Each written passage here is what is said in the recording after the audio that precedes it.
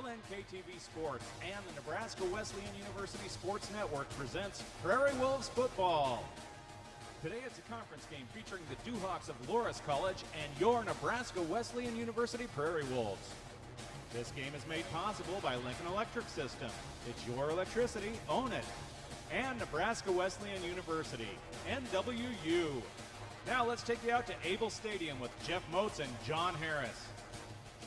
And good afternoon. We welcome you live here to Able Stadium, where today the Nebraska Wesleyan football team looks to get off the schneid here. They're a 3-4 football team going up against another 3-4 football team in the Duhawks from Loras College. Along with John Harris and Jeff Moats here on the Nebraska Wesleyan Sports Network and LNK TV. So this is definitely a big game today here at home for the Prairie Wolves, looking to snap that 4-game losing streak. The month of October is something that they definitely want to forget about. Yeah, you got to get past it, Jeff. I mean, the great thing about sports is you have to have a short memory. Wesleyan has to get past those games. I mean, they played some decent football in some of those games, played teams that were conference leaders and so forth. But, again, October's over, November's here, got to play now. One thing about Nebraska Wesleyan in that game last week at Central College, they had 548 yards of total offense on 98 plays, which is highly remarkable. But unfortunately, they fell at Central College. Now looking to maybe carry some of that momentum over to today. And it's going to be a battle of some quarterbacks here. Jonathan Curdy, a guy that we've been talking about quite a bit this year, and Noah Sigwarth, who is a guy that is basically the whole offense for Loras College. Well, Curdy has proven himself to be an all-time great here at Wesleyan. 14 yards from 8,000, and so he has been Mr. Everything. And without a running game, Jeff, he has had to be Mr. Everything and so forth. He's done a tremendous job. We're going to have to expect more from him. Coach Keller made some offensive adjustments, and so Curdy, it's on his arm. Sidworth, again, running and passing for him. He is the straw that stirs the drink for the Duhawks, and we're going to have to tackle well to get him to the ground. On defense for Nebraska Wesleyan, we've talked about Jacob Garnis quite a bit. He's out of Julesburg, Colorado. How about this for numbers? He's got 68 total tackles on the season. He ranks second in the conference. How about this? He had 19 tackles against Central College. Well, he was active, but you want your linebackers to be active, sometimes too active with the numbers. That means the defensive line needs to hold a little bit better, but he's reading and he's reacting well to get those tackles, and again, doing a tremendous job. Got to get other guys involved. One thing that we're going to be talking about here today, more than anything, is the injury bug. This has been a big deal for Wesleyan this season. Now we find out that wide receivers Kevin Timms and Prentice Wilson Jr., we know Timms is out for at least today with a leg injury. We now found out that Prentice Wilson Jr. is out for the rest of the year, as is running back Ryan Lawrence. Remember, we saw him go down with that injury a few weeks ago, so they lose those guys. Now we're finding out that Monte Robinson, the backup running back, is unlikely to play. And also, Derek Curtis, the top wide receiver on this Prairie Wolves offense, he's been banged up. He's not exactly 100%. He's going to give it a go today. And his backup, the freshman, Will Nordhus out of Grand Island, is also in a similar situation, all banged up. Well, this time of the season, you've been playing a lot of football, and guys are going to be banged up. And listen, the Duhawks are not going to take any excuses, and they're not going to care. Whoever's on the field, that's who they're going to play against. Wesleyan has an opportunity here to get some of the younger guys some experience now. It's unfortunate. Curtis is a gamer. Derek Curtis, he's going to give it a go, and hopefully Curtis and Curdy will find some synergy here today. But this is the way football is, as you know. I played the game, and I know that at this time of the season, you played a lot of football, and that injury bug's, it's next man up. That's all that matters. One thing about Nebraska Wesleyan, about their schedule this year, it's been somewhat friendly, but not so friendly. Let's look at it this way. They face at least two teams in this conference that are just outstanding in terms of all-around performance. Wartburg is the number 9 team overall in the country, and they're at the top of the league in the ARC. Central College up there, too. They're getting votes in the polls this week. So it's really been a very friendly schedule in terms of strength for Wesleyan, which is 25th among all NCAA Division III football playing schools. Well, that means you're playing good competition, and playing good competition only makes you better. That's all that matters. And so they've been playing some good football against some of these guys. Again, they've taken their lumps here in the ARC. But, again, you're getting better. You're getting guys experience. The challenges, and the great thing for us is we've gotten to see one of the all-time greats here at Nebraska Wesleyan, Jonathan Curdy. It's been a joy. And that's one of the keys to the game today for Loras College. How do you stop Jonathan Curdy? There's a lot of things that we've talked about with him. He's such a great passer. He can run the football when he can. But Jonathan Curdy is looking to have another record day today. The one thing that they got to do, 2/3 of his offensive weapons are out today. They're questionable. So they can focus on Curdy, put pressure up front too, and also press those receivers. Yeah, well, definitely. And so, but also you have to have an offensive line that continues to protect him. Again, he's going to be the main man today.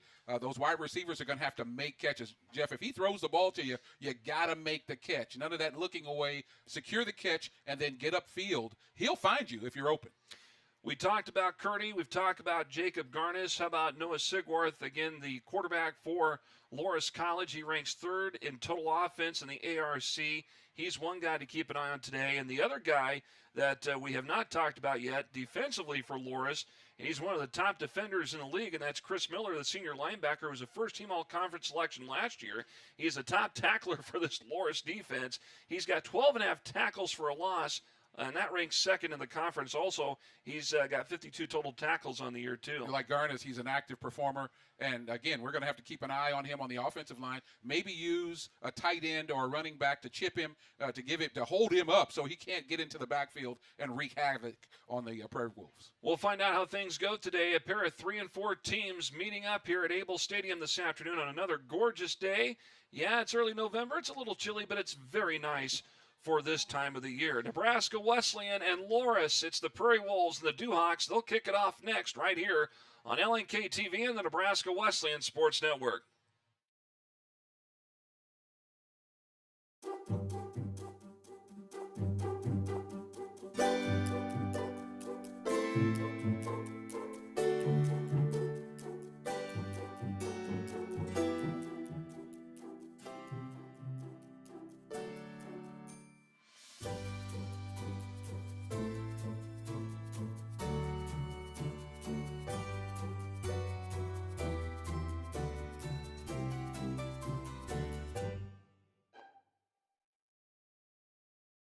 When you're out to make a difference in the world, begin by exploring what inspires you at Nebraska Wesleyan University.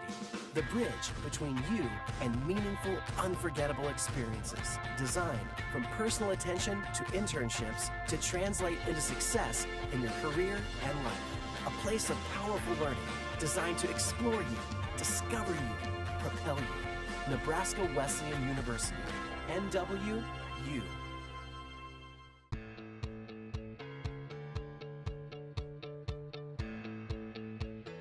Being a part of the different activities and organizations that I've been a part of, I'm actually able to see myself where I'm like, hey, I actually can make a change. I'm one person that can make a difference. Division III has helped me to develop teamwork skills, critical thinking skills, time management skills. It's not just about basketball, or it's not just about school, it's about developing yourself as a person altogether.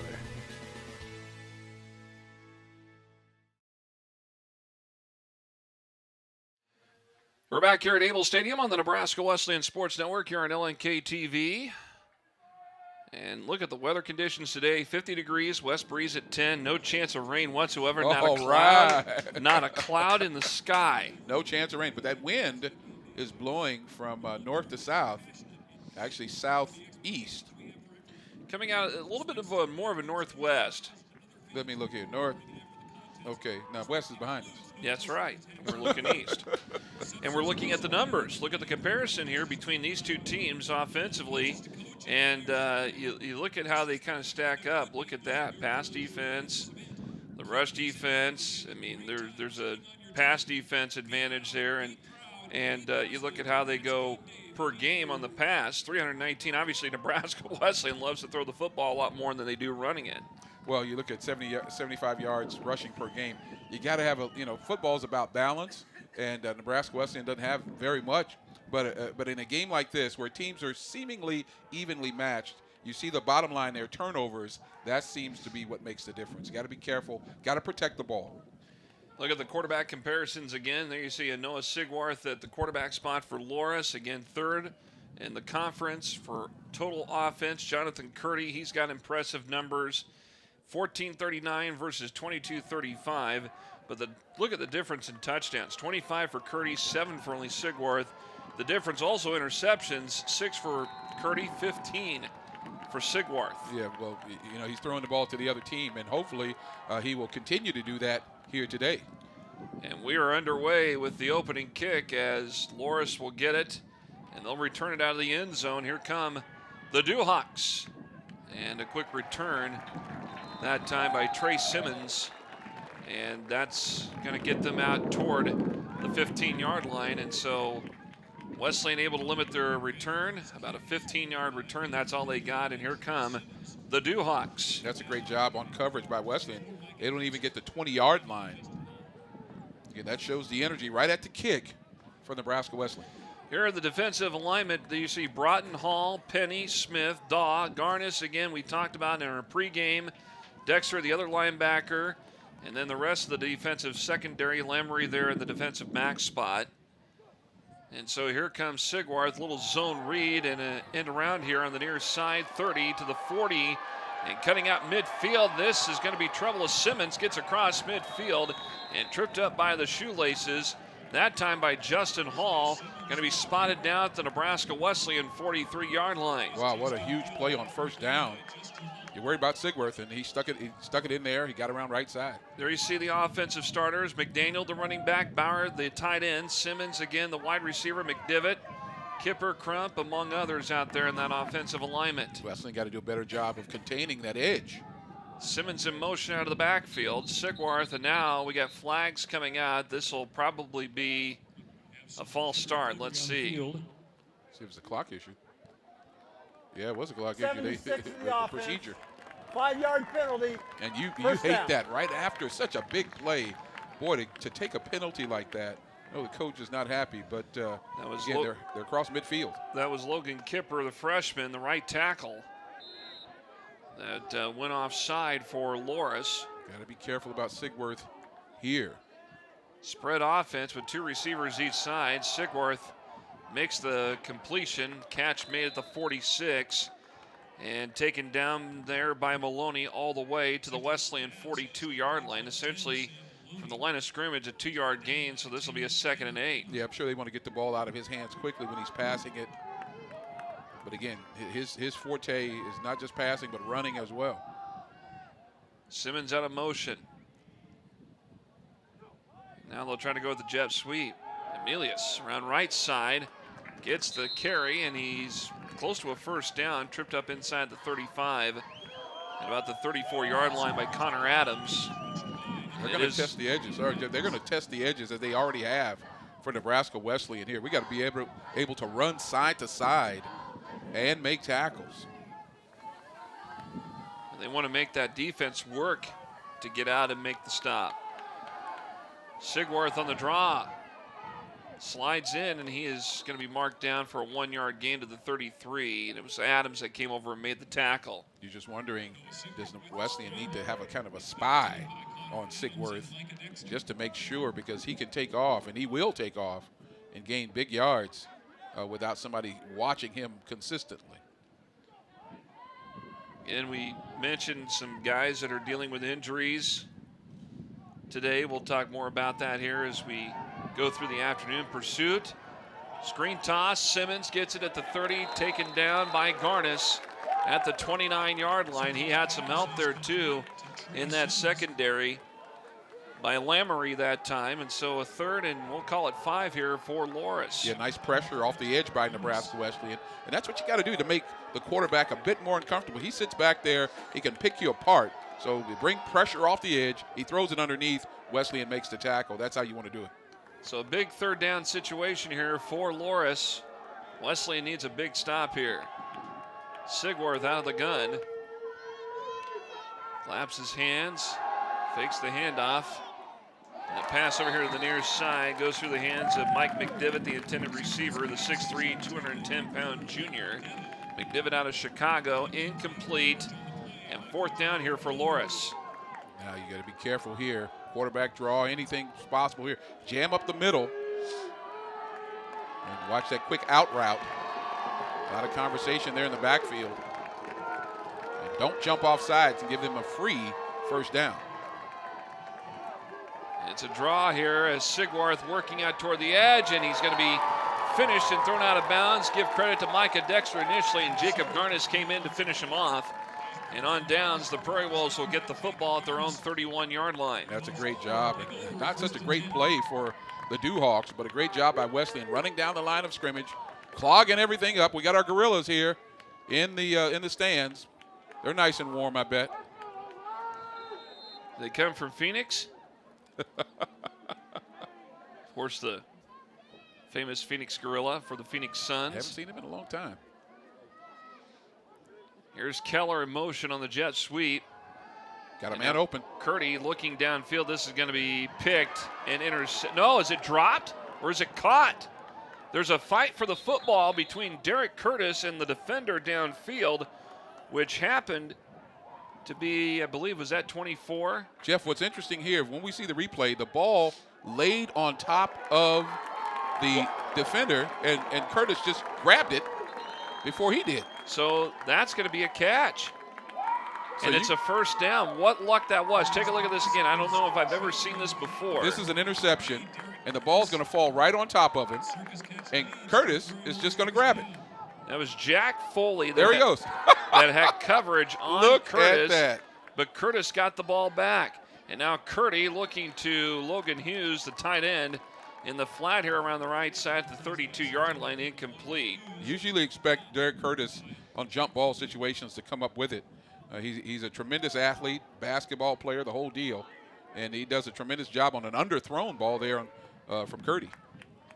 And he's not 100% today. Here's a pass to Keller, and it goes incomplete around the 30-yard line. That'll bring up a quick 3rd and 10. And we said it at the outset, Jeff. When you're going to count on Curdy so much that when he throws you the ball, you have to catch it. Don't turn your head. Catch it first, and then get upfield. Doesn't happen there. 3rd and 10. This is from the 34 of Loras. Curdy out of the gun. Pursuit's on, and he loses the football, scoops it back up. He regains control. He slides into about the 25-yard line, short of the first down by about a yard. Yeah, Coach Keller will tell you that's just the way we drew it up. he's off to the races. You'll see it here, folks. Takes off, as he is apt to do. Oh, right, he's not holding the ball securely, and fortunately is able to pick it up. Now, if you're Wesleyan, I would have actually preferred that you go real quick for that short yard, but now we're taking our time here and expect maybe something quick on the outside. Quick out route. You got Derek Curtis, and of course he's great underneath. So Curtis and Barth split here on the right. And it's Curdy who gets the first down and is tackled at the 22-yard line. So he had to get to the 24, get an extra 2 out of it. Not bad. That's a great job. Just off the edge quickly. And again, this pistol, this shotgun, it's challenging because you got to hike the ball back and so forth as opposed to being under center. But they executed well there. There you see the offense and defensive alignment. There's a defense for Loras College. I'll try to get that graphic back up for the offensive starters for Wesleyan in a moment.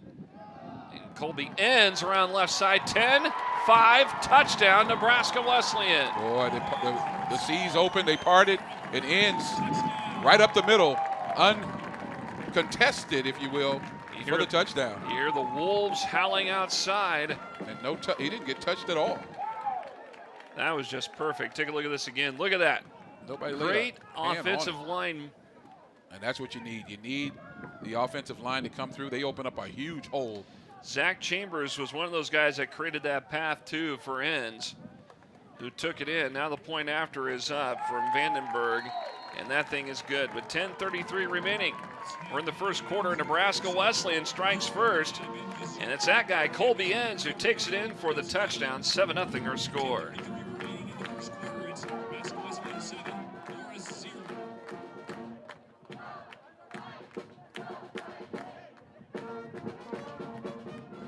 When you're out to make a difference in the world, begin by exploring what inspires you at Nebraska Wesleyan University. The bridge between you and meaningful, unforgettable experiences. Designed from personal attention to internships to translate into success in your career and life. A place of powerful learning designed to explore you, discover you, propel you. Nebraska Wesleyan University. NWU.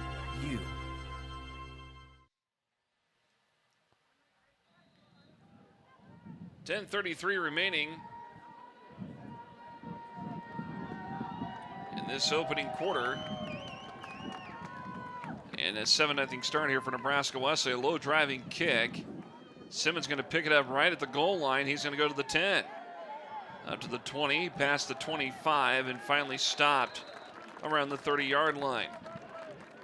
Give credit to Kobe Enns there in the offensive line as they open it up for Nebraska Wesleyan to get this first score of the ball game. And that's great. You want to play from the front instead of from behind. Still early here. Duhawks had a great drive going. Got stalled on 4th down. And then Wesleyan went 6 plays, 69 yards in a minute 32, and that 22-yard touchdown run from Colby Enns. And that's where we stand at the moment. So the Duhawks from their own 30 on the right hash. Little delayed zone read in that time on the jet sweep. Loras trying to counter with Emilius, who came from the right to the left, tried to go around left side, couldn't get anywhere, and stopped for no gain on the play. That's a tremendous job. Again, watching the edge. I think that was Connor Adams over there. Well, the one thing about Adams, him and Caden Daw are tied for 6th in the conference, and Sigwarth will keep it. Make that Jerry McDaniel was the running back who got it. They're tied for 5th. Caden Daw and Adams tied for 5th for 60 tackles on the season in conference play, or in the conference altogether. 3rd and 7. Sigwarth looking upfield and double team coverage that time, looking for his intended receiver, which happened to be Mike McDivitt. And McDivitt went over his head, and there goes a 3 and out right there for Loras College. Yeah, slow start for the Duhawks here early. And that's a great job for Wesleyan. Now they can pick it up here, get another opportunity to get the ball back. Got to protect here on the punt. Got to secure it. And the punt is blocked. Pick it It'll up. be picked up by Wesleyan. They're going to pounce on top of it in Loras territory at about the 47. Looks like Mike Cullicott from Hastings, senior, running back, Yep. in there. Holds up the football. A big play on special teams. Let's look at it here. Wesleyan and got one hand on it. Cullicott as it flutters. Now you got to be careful here. You got to secure it. Get on top. They're going to give that, I believe, to either Wyatt Nichols. I think that might have been Wyatt Nichols who came up with it. See if they go up top. Curdy, pitch and catch. Hughes falling to the turf. He stretches up, though, to the 45, a 3-yard gain on the play there. Yeah, you want to get that. That's the tight end, and then turn up. Lost his footing there. Curdy with a little sidearm Kent DeColvey action, or your favorite, Gene Garber. 2nd and 7. Curdy tipped. Curtis catches it at the 29. Cuts back in and brought down inside the 10-yard line. They'll spot him at the 7. Now that's what you call throwing a guy open. Curtis was running his route, post route. He wasn't open, and Curtis just threw the ball where he was going to be. The ball got tipped, and Curtis, with his concentration, picked the ball up and was almost off to the races. 1st and goal from the 7. Here is Enns on the handoff. Boy, he's Whoa. taken down hard, and the way he went down, that did not look like that felt good. Yeah, he got bit back. Ooh. Great job by Loras. Watch this again. That ball was tipped, and he caught it anyway. That was Danny Cam who laid the lick. That's the replay of Curtis's catch. And now flags come out. Shamefully, that was a good catch. That was Mathis. Start. Number 83 of the offense. 5-yard penalty. Second down. Curtis trying to get off quickly. Had a play call there, Coach Keller did, for Mathis on the edge. Wesleyan with a really good start here. Curtis still trying to figure out what he did. So he's a split on the outside in the upper left-hand corner of your TV screen. 2nd and goal. Curdy got a man open there, and it's Curtis who dives in there for the touchdown. And the birthday boy who turns 23 today gets one for 6. Jeff, he was standing there forever. Curdy was looking around, and Curtis was just standing, waiting. And he gets the touchdown. He just nice curl route, standing, and he picks him right there in the middle, and he looks for the end zone and finds it. Dives across the goal line. That was about a 7-yard toss, no, 13-yard toss.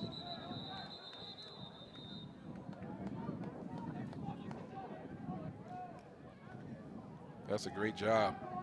Curdy to Curtis once again.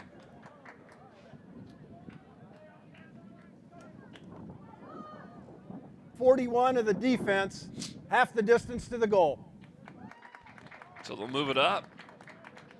Sometimes you almost want to decline that because you like that, the same distance. Yeah, decline that. Yeah, you want to kick it from the same spot. Yeah. Wesleyan is elected to decline the penalty. Good job. So the birthday boy, who again turns 23 today, gets 6 on the scoreboard. Now Vandenberg will attempt the point after. What a nice gift. 6 for Curtis. Snap in the hold. Here's the kick from Vandenberg, and it splits the uprights. 7:55 to go. There's the birthday boy. Derek Curtis, a senior from Lincoln Northeast, gets his first touchdown of the day. And the Prairie Wolves lead us at 14-0.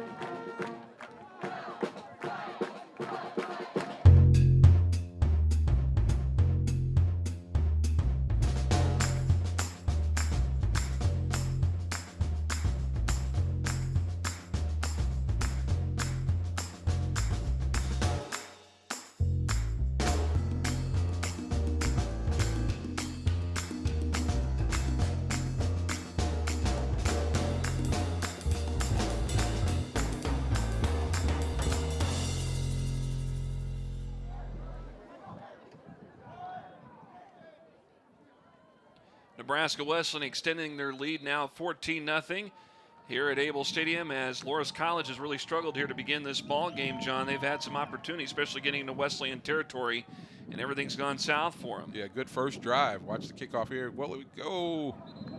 Oh, it went into the end zone. It is a touchback, so they'll have it at the 25-yard line. But Loras, they got the ball down into Wesleyan territory, and then they got stopped on 4th down, and they had the ball turned over at the 31-yard line. That's where Wesleyan took over and got their first scoring drive. And then we saw Wesleyan take control from the Loras 48 and drive downfield and get 6 on the scoreboard from Derek Curtis. Yeah, I think we talked about the carryover from last week, Jeff, and we're seeing some of that carryover right now for Wesleyan as the offense is really clicking.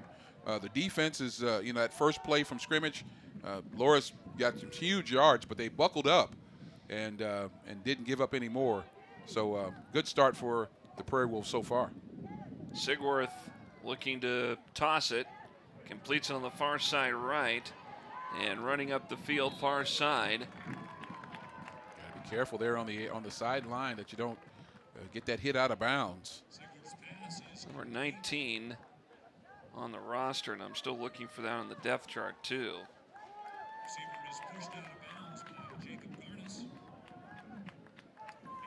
Not listed. Yeah, he is not. Here's a pass over here to Simmons, it looks like, and it goes incomplete. Broken up that time by Tanner Lemery. Great coverage on the outside route there, and it's 2nd down and 10. I thought maybe Lemery might have had a chance to jump inside and pick that off, but he made the play he needed to make, and that was to break up the pass. 2nd down and 10. And the official stat machine doesn't even have a name on number 19 either for Loras. Here's a pass in the flat to Simmons. Simmons fighting for yards. He gets up to about the 47-yard line, almost to the 48. And what I like about what's happening is Sidworth is being very uncomfortable back there. That's the key for Wesleyan. You have to keep him running around. Sigworth not comfortable at all so far. When we know he's prolific, we know he can do it running and passing. Right now, just a little out of sync. We'll call it a 3rd and 8. Got to cover here out here on the edge. Pressure coming off the edge. There was some holding there. They didn't get it. Screen toss. Maloney completes it, gets the first down inside the 45 of Wesleyan, down at the 44-yard line, and flags come out. Well, that was holding right in the backfield, Jeff. Sam Maloney tackled by.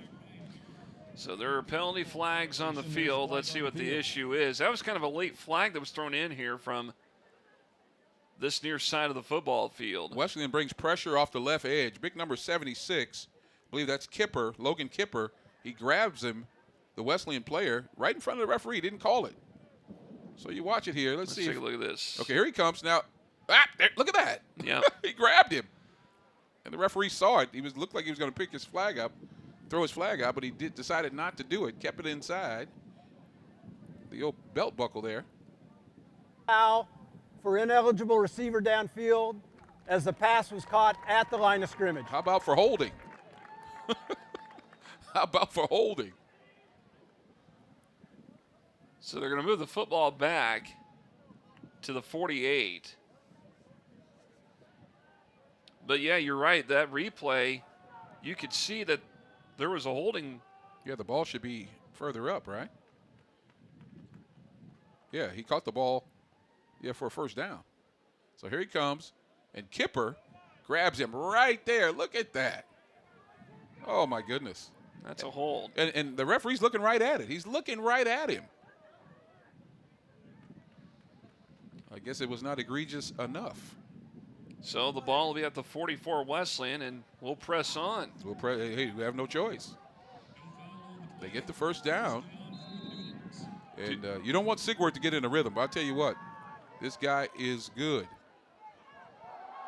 And McDaniel over here on the near side got out of a tackle and cuts back in and gets down to about the 40-yard line. Yeah, he got out of a tackle, and he should not have gotten out of that tackle. He's kind of low center of gravity. He's 5'8", 215, and a senior. Yeah, Micah Dexter had him over there, but he thought he had him.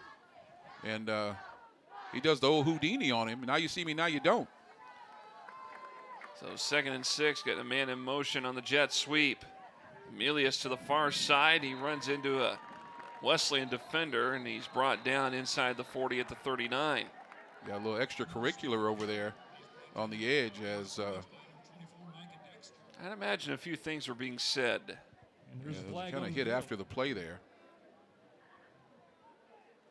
These are two teams, 3 and 4. Wesleyan in the midst of a 4-game losing skid.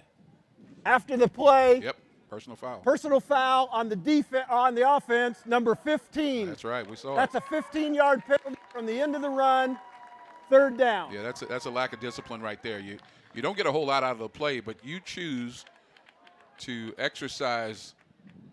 Let's see, is that on Garnis? Who is that on right there? Hunter Matai. Yeah, he just decided he was going to knock him down after the play. Uncalled for. He's the guy that was whistled for the penalty at 6'5", 245-pound junior. Yeah, that just hurts your ball club right there. You cannot do that, particularly as you're gaining momentum and moving the ball. Matai out of Shullsburg, Wisconsin. Oh, there it is right there, Wisconsin. No, it's just a lack of concentration by that young man. He'll pick it back up. So a 3rd and long. We'll spread it out with 2 receivers each side now. Sigworth looking to throw. No, he's going to run instead, and he'll try to get back up to that original line of scrimmage there at the 44. But he slides in at about the 48-yard line. That's going to be a 3 and out. Yeah, and that penalty, that 15 yards, really hurts the ball club now. And the worst thing you could have when you're a coach is you see a good drive going and then somebody or something happens where there's poor execution or something happens where somebody blows their top or their cool. Fair catch going to be signaled by Barth around the 15-yard line. That's where Wesleyan will take over. Yeah, it's a selfish play, Jeff. I mean, you're making good progress as a team, and then you decide to make an individual move that hurts your ball club. And again, that's not what you want as a coach. You expect a young man to redeem himself at some point in time. There's the brain trust right there for Nebraska Wesleyan. Coach Keller, right next nearest door to us. Right next to him, we're just separated by some glass. And now Monte Robinson gets the carry, and he is going to be picked up for about a yard up to the 16-yard line. He was another guy that was questionable because of an injury issue. Yeah, and guys are playing hurt here today. There's quite a few of them. Yeah, just gutting it out.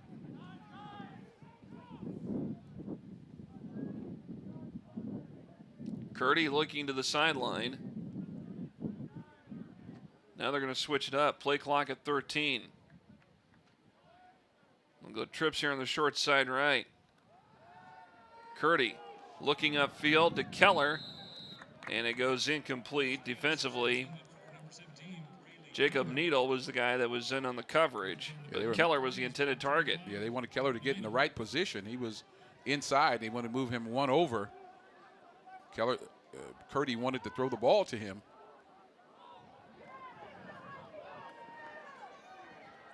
Now there's trouble as Curdy lost the football, but Robinson gets it back. And Loras defensively in that backfield doing all sorts of things to stop Curdy. Again, one of the keys we talked about is you got to zero in on him. Some of your top guys that he looks to for throwing the football, not all in there. They're banged up if they are. Yeah, Brett McWilliams right there would have none of it as he comes off the edge. Let's see what the call is here. Substitution on infraction on the defense. 5-yard penalty from the previous. Repeat, third down. Wow, that helps. Well, let's see. How many penalties do we have today for Loras? And that's not, I mean, we're looking at our updated stats here. They'll update that in a moment. Curdy gets out of the pocket, trying to march his way up, and he's picked up and slammed to the turf at the 28-yard line. And boy, Loras really, they're really getting chippy out there. There are some words being exchanged between both teams right now. And you want to be careful here because this is going to get really chippy if this keeps up. Watch this again. He's going to take a shot. I don't know if he fumbled the ball or not. Right there. Look at that big bear hug and tackle. Now somebody's going to come in right there. And somebody said something afterward. Well, and I think that might have been Josh Jones that said it. We play on. From the 28, 1st and 10, Curdy, pitch and catch, far side complete to Barth, gets the first down at the 40. He actually got to the 38, got across the 40, up to about the 45. So he got 7 extra yards after that pickup. And that's what we said earlier, Jeff. You know, once Curdy finds you open, then you have to do your part. And you want that run after the catch, that yak, that yards after the catch. Barth gets it there. Now they're going to run the option. But it's kept by Curdy, and Curdy's going to be stopped for no gain. It looks like maybe just behind the line, around the 45. They don't run the option much, and Curdy didn't run it real well there. You have to extend to the defensive end, challenge that end, and then pitch to the running back who's right there, Monte Robinson. 2nd and long. Curdy over the middle, catch at the 50. That's Braley Keller, the son of head coach Brian Keller. Gets a pickup of 6 on that play to the 50. I tell you what, this Loras College team is, they're sticking, boy. I tell you what, you got to be careful. You better make sure you maintain control of this ball. They'll dislodge it from you. 3rd and 5, Curdy, he's going to run with it.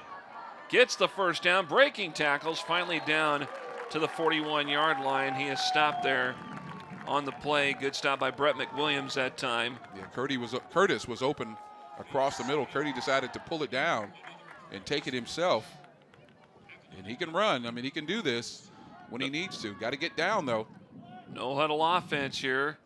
And now Robinson's going to get the handoff, and he's going to be tripped up and stopped for a 1-yard loss back at the 42-yard line. And Loras able to read where that was going. That time defensively, the stop made by Bryce Sin. Yeah, you got to throw that running play in there just to keep have the expectation that we will run.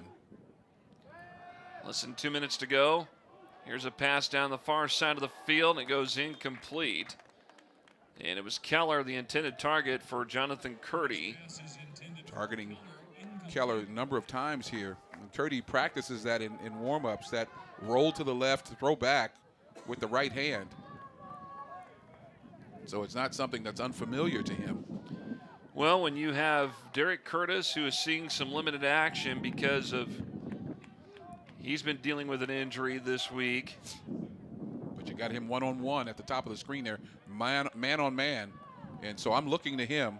Watch where the safety is. If you don't have any help, you're going to Derek right now.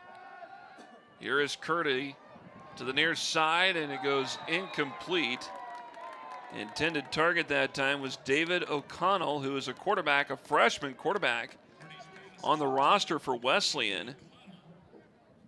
Yeah, I'm saying that's a bad choice for Curdy. Derek Curtis was up there one-on-one, and usually he's going to win in those situations. See what happens here.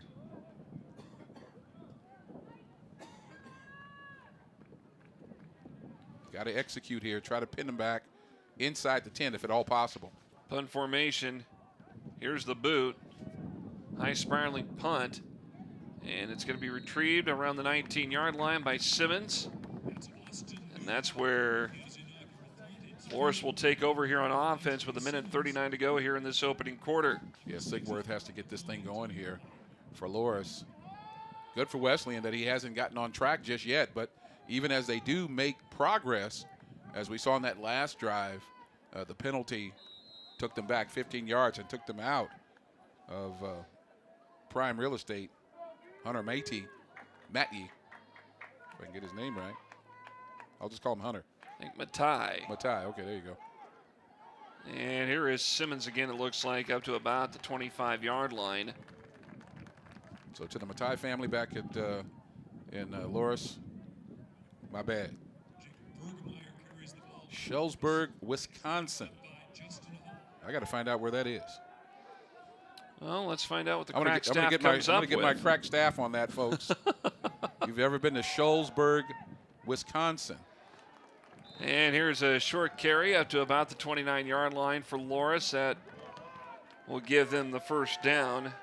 And the carrier that time looked like that was Jake Bergmeyer, the running back. He's a senior out of Lenexa, Kansas, which is in the suburban Kansas City area. Yep, my son used to live there. I've been to Loras College, beautiful campus. Got to make a tackle. Breaking through all sorts of tackles that time, and a first down right up the gut. And once again, it is Bergmeyer who gets the carry. He's up to the 44. That's where he stopped. So now Loras going to the ground to try to attack that Wesleyan defense. And they found some openings, and they found, again, making progress. They would seem to shoot themselves in the foot here to stifle the drive.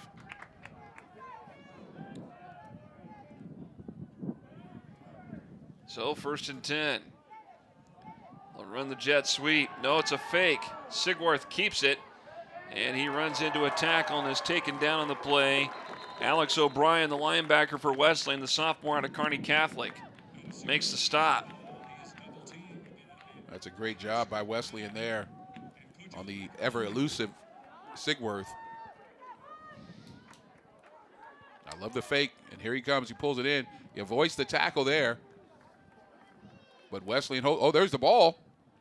Didn't see that at first.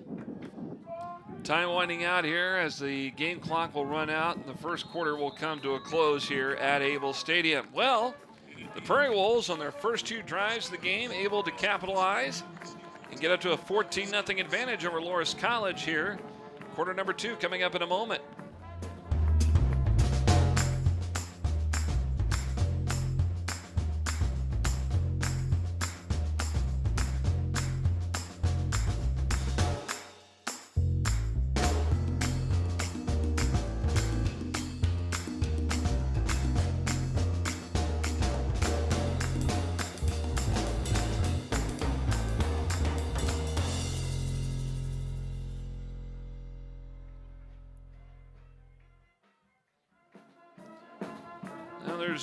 Well, one of the gorillas still got the head on. The other guy decided, no, I need a little breathing, need a little air, keep my sanity today. And then some ladies lying back, maybe taking a quick snooze.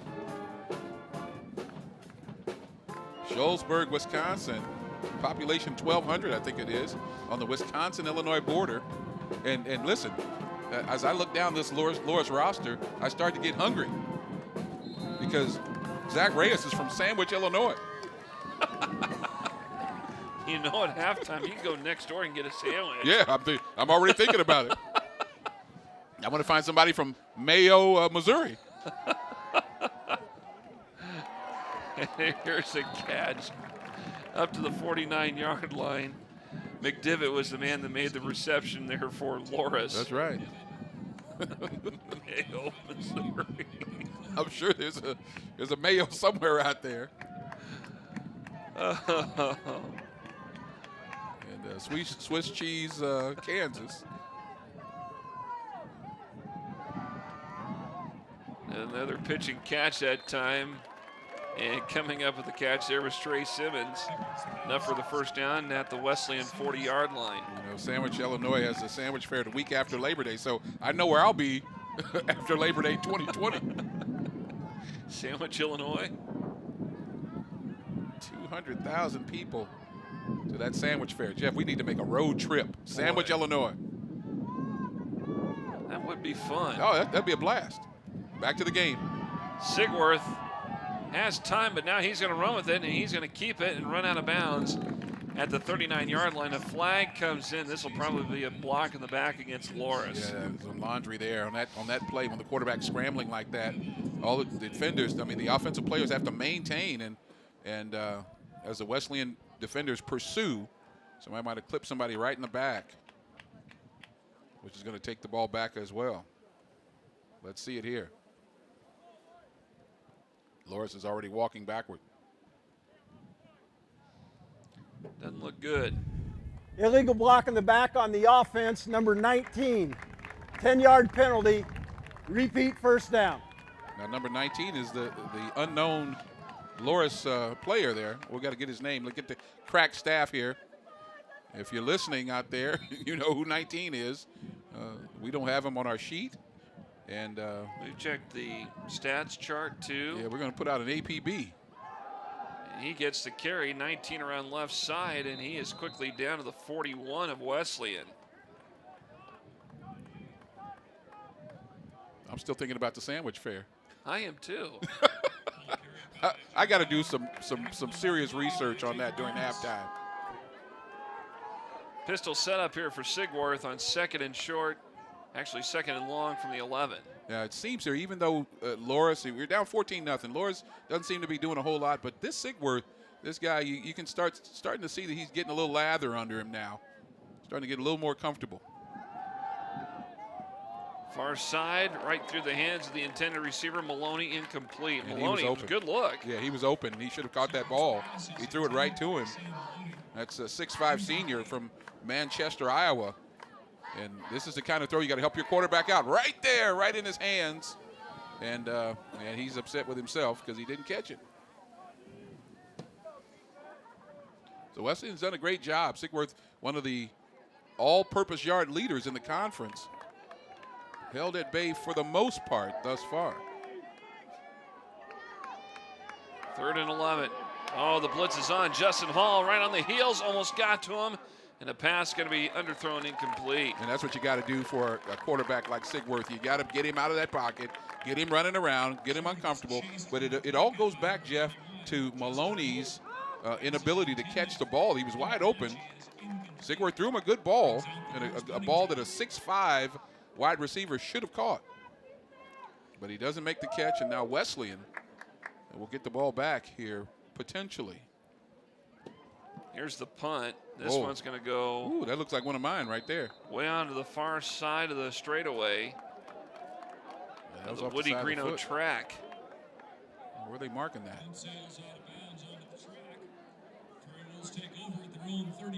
Wow. So we'll have it at the 32. That wasn't. That was a very short punt. Yeah, we got to get the measurement. That looked like an 8-yard punt. Wasn't very far. Wasn't very far. Coach not happy with that. Special teams. You need all facets, friends, of the team working here. Offense, defense, and special teams. Special teams letting down Loras right there. Curdy being chased. Throws across his body over here to the near side and it goes incomplete. Again, the adjustment that Loras has made now beginning to make Curdy a bit uncomfortable. Can't let him sit back there and pick you apart. So their defense has thrown the 3 A's in here: assess, adjust, and act. And now they're running him around a little bit. That means Wesleyan is going to have to change up their protection. Great time for a draw. So on 2nd and 10, short toss, Hughes gets it at the 35. Going to be stopped around the 39-yard line by Loras' Walker Evan. Nice safe play for Wesleyan. Again, you want your tight end to catch that ball and be able to get upfield, get some yards after the catch. Make that Walker even, I beg your pardon. I want to try to get this first down here. 3rd and short. Oh, he pushed him. And there is a pass that goes incomplete, and I thought there might have been some sort of interference. Oh, he pushed him in the back. And that was Chris Miller, the linebacker that we talked about. Yeah, didn't throw the flag on that. Miller, give him a little shove in the back. We probably won't see it here, but he did have his hands on him before the pass. The question is, did that hinder the pass from getting to the receiver?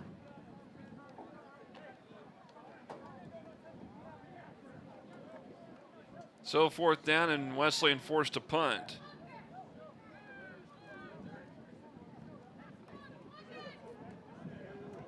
Here's the boot. See if it bounds forward. There you go. That's what you want right there. Let it check up like my sand wedge. Gets down to the 14. You know I was going to get sandwich in there. Sandwich. Yeah. Okay, I'm playing Sandwich. Yeah, but that looks like one of my golf shots there. Mostly with my eyes closed. You know, you got more of a golf game than I do. I have none. Which ain't saying much. I have none. If I find more balls than I lose, then I'm ahead. That's how I keep score. Even practice balls. I get practice balls too. I add those to my collection. I think I'm probably the only sports guy in town that does not golf. Okay, well, putt. I'll do that. There you go. That counts. Sigwarth, pitch and catch over here on the near side, around the 21-yard line. And that catch made by Jacob Kupperschmidt. Backup quarterback, Oglesby, Illinois. A lot of short passes so far for Sigwarth. I got to get to the edge. And they'll give Simmons on the jet sweep. And he gets the first down. He gets up toward the 25, had to get to the 24. Wesleyan's getting great penetration, Jeff, off the edge from time to time, but that guy is not making the tackle. Yeah, you want to slow the guy up, but if you got an opportunity to get a tackle for loss, you want to do that. Break down and make the tackle. So 1st and 10. And they're going to go to McDaniel on the handoff, and he is stopped. That's a great job at the point of attack by Wesleyan. Good stop that time. Yeah, just clogging it up. Camerzell was over there to help out. Also helping out was Alex O'Brien. Yeah, McDaniel from Milwaukee. Down in the human bowling ball there. Low to the ground, low center of gravity. Nice and compact.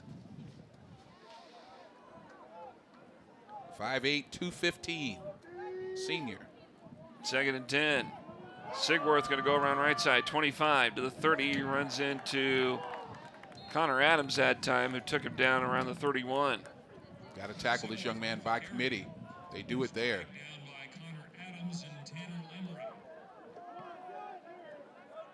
All-purpose quarterback back there, dual threat.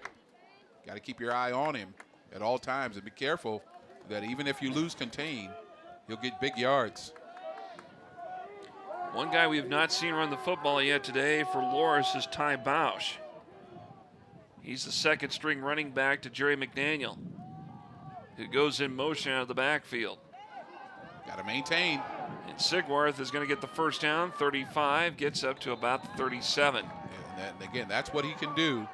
Dakota Pro-Rocket on the tackle. And that moves the chains. Got to have a spy. That's what I would want to do, have a spy kind of keeping an eye on him.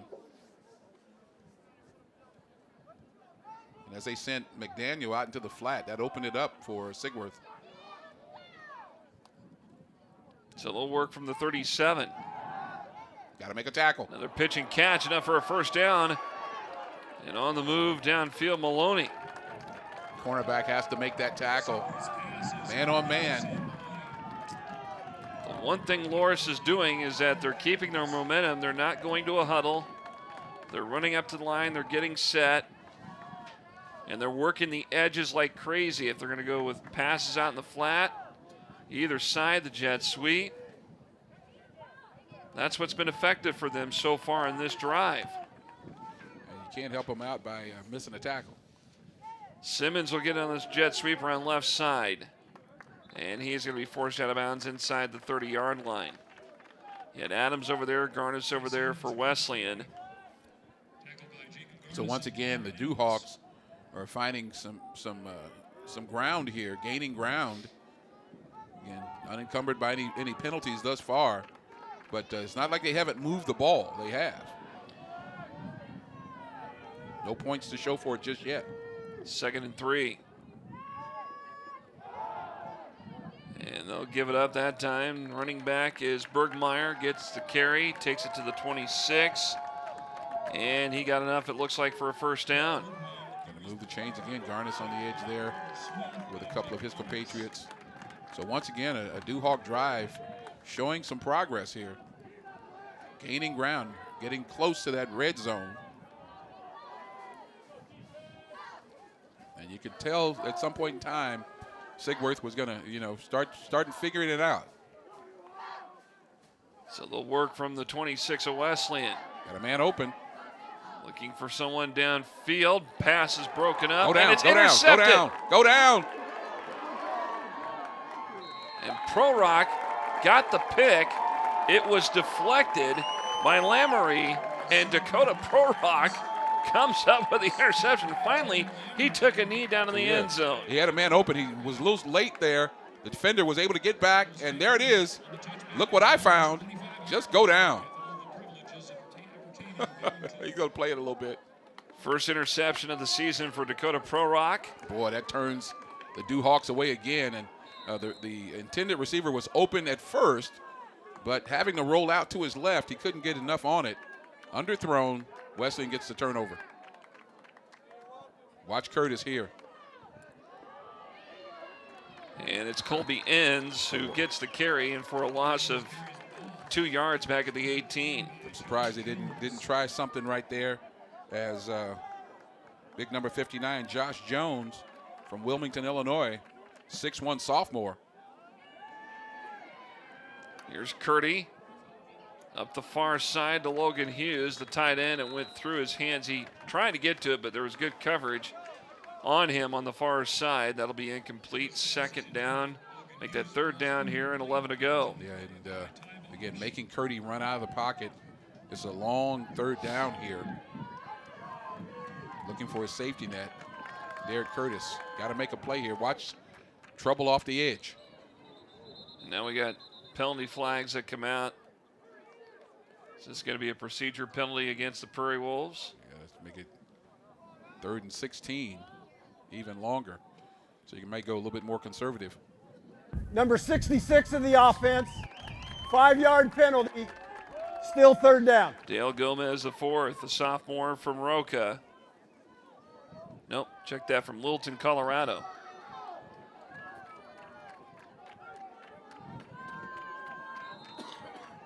So 3rd and long with 8 minutes to go here in this first half.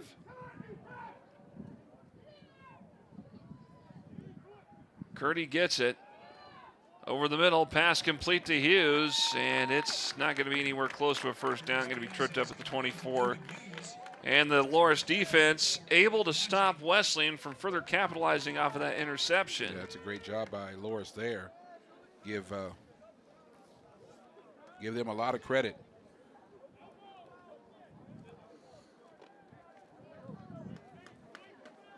So Wesleyan had an opportunity on the turnover. Can't capitalize.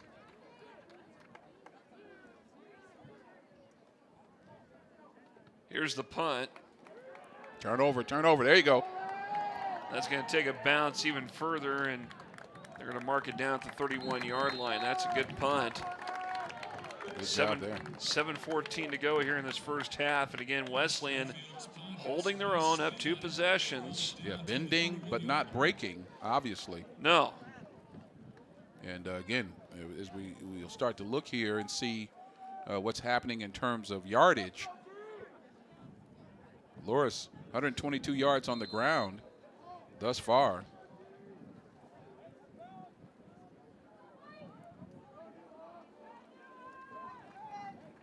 So they're gaining some ground, receiving yards as well.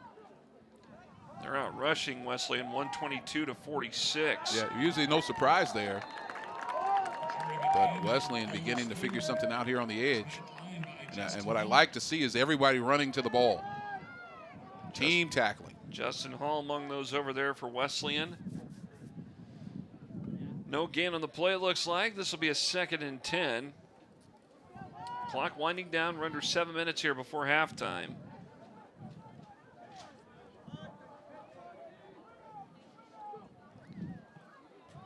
Here's a handoff that's going to go to McDaniel, who bumps off a tackle and has ran out of bounds around the 43-yard line. Interesting thing about McDaniel this year, coming into today, had 369 yards of rushing and 5 touchdowns on the season. Yeah, strong runner there.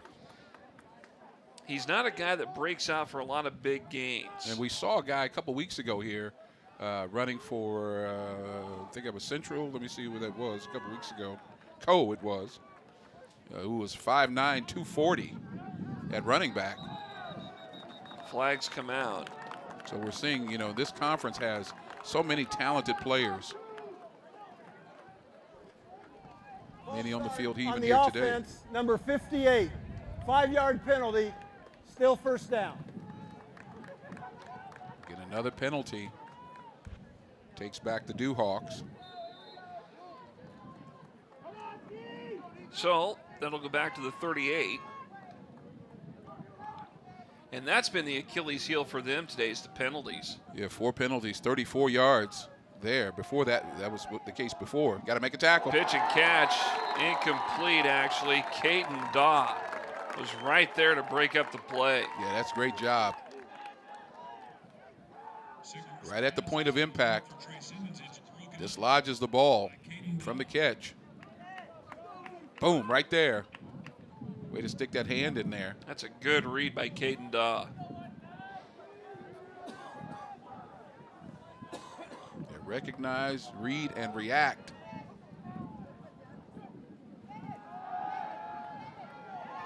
Got a man on a slant route. Oh, Almost picked my by goodness. Pro Rock again. That would have been his 2nd interception. Oh, that should have been a catch by him. And Maloney was the intended receiver coming in on a slant route from the left side. Oh, my goodness. Watch this again. That's right into his hands. That's a catch right there. That's right there, you right gotta within his catch- grasp. You got to catch that. Oh, my goodness. 15 interceptions for Sigworth. Would have been 16 there. Well, 17. Again, all of his interceptions, I like the one that bounced off. There's a pitch and catch to the 47-yard line. Catch made that time by Dalton Bauer. And not enough, and a 3 and out. Great job by Wesley. Yes, it is. And really, both defenses have been very good here in this quarter. See if they're going for the block here. Almost. Once again, out of bounds. See where it's marked. On the back straightaway of the Woody Greeno track. Moving up. 34-yard line. Yep. So that's where they'll spot the ball for Wesleyan here with less than 5.5 minutes to go here in this first half. Yeah, that pressure, after that initial block on the punt, creates a little anxiousness for the punter. And he's rushing a little bit and going off the side of his foot. Not getting that ball down the field as you would like. So see what Wesleyan comes up with here. 5:29 in his second quarter. See what they come up with here. Already up 14. So Curdy looking to throw. Instead, he's going to keep it and take it ahead. And he slides in there around the 40-yard line. They're going to spot him at the 39. I like that from Curdy. Usually goes head first. This time decides to slide. Learn a lesson from Sigworth. Need to look up and see if he played baseball in high school. Did a good job of sliding. On the outside route, far side. Catch made by Alex Mathis. And Mathis gets to the 50. That's a great job. And we said he needed 14 yards for 8,000. He's got well over that now. So another milestone for Jonathan Curdy. 144 thus far. Curdy to the near side, right through the hands of Hughes, the tight end, incomplete. Nobody around him either. Help the brother out. Got to help him out. And we practice, you practice these things, just those quick out routes. You practice all of those in the warm-up. Got to secure the catch.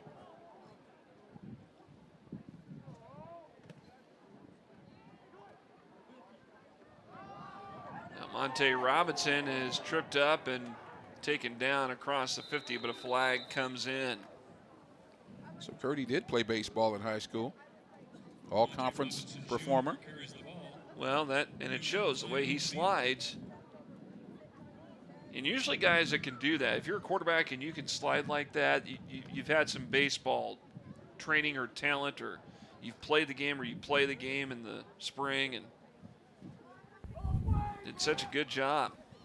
So he did that at Palmer. Holding Palmer on High the School. offense, number 73, 10-yard penalty from the previous spot, still second down. So that adds to Wesleyan's penalty total. He had 2 for 10. Now that adds a penalty to their total. Adam Weaver, the guilty party. So Curdy was a baseball player. Second and long. Need a pitch and catch here. Looks like Fran Tarkington there. And there's an interception, I believe. Ball picked by Matai. Yeah, ill-advised play there.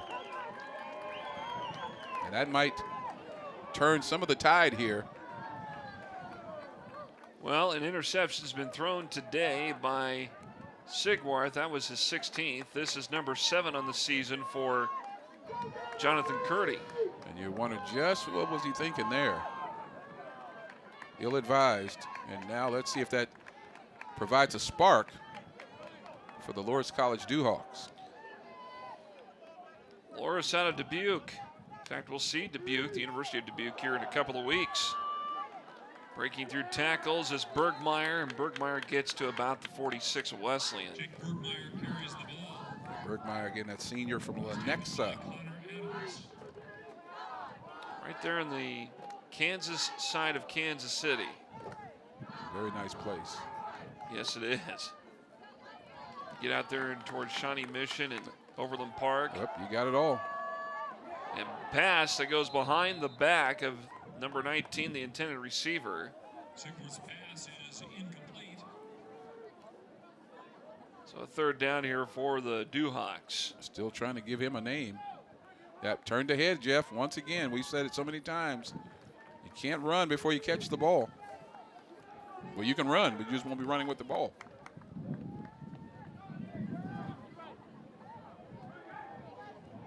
See what we come up here with on. Got to move the chains on 3rd and 4. See what happens here. Again, you got to keep an eye on Sigworth. He'll take off. Low snap to him. Toss on the far side around the 39 is complete. And the catch made. Sigwarth's under pressure by Camerson. That's Hunter Matai there. Yeah. Pass is complete. So we got Hunter Matai. We got Brett Matai. Tackled by Caden Doe. So first down here for Loras. They'll work from the Wesleyan 34 with under 4 minutes to go here before halftime.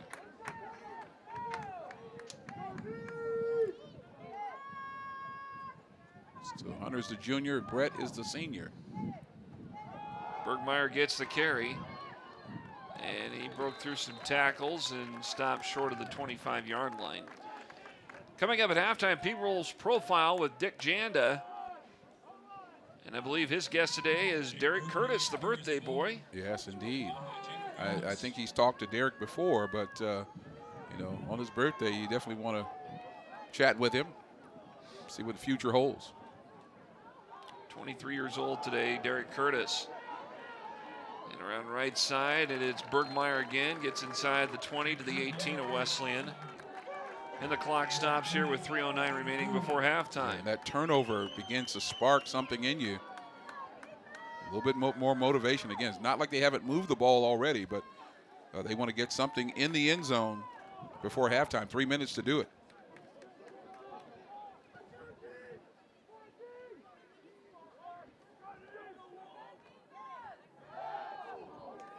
Another pass coming over from the left side. Maloney makes the catch at the 7-yard line. And this will be 1st and goal for Loras. Yeah, Wesleyan giving him a lot of room coming across the middle on that slant. Maloney this time secures the catch, takes the lick.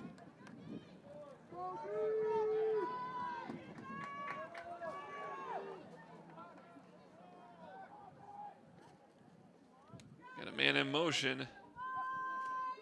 That's McDaniel that lines up in the backfield to run the option. McDaniel tries to cut back in, and Caden Daw and Dakota Prorock are there to stop him. That's a great job by Daw, coming down the line of scrimmage to tackle a very tough man to tackle. It's a 1-yard loss back to the 8. That's a great job of just running to the ball, breaking down here. Prorock's there, and then Daw just kind of little bulldog action there. Again, the key here is you got to watch out for Sigworth. That quarterback draw, he can get out to the edge. Got to maintain your position. There he goes. Fakes the jet sweep, and he keeps it, and Sigworth goes into the end zone for the touchdown. Yeah, you can see that coming. So Loras gets on the scoreboard finally with 1:48 to go here in the half. Yeah, you could tell that, with a gentleman as talented as he is, he's going to take it into his own hands, and he does there, right into the end zone. And that turnover, Jeff, does exactly what a turnover does. Takes the momentum from you, gives it to them into the end zone. Hometown kid out of Dubuque, and the point after is up and in for the Dewhawks. 1:48 to go, first half. And Loras breaks the scoreboard now. They trail 14-7. Brain and behavioral care, Elevation Health, the best care for next level you.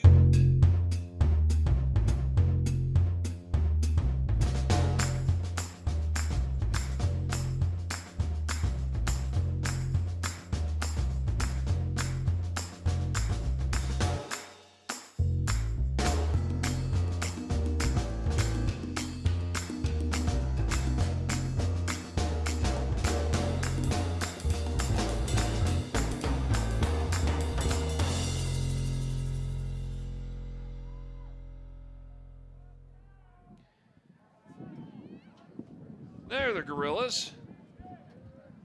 Got them back on.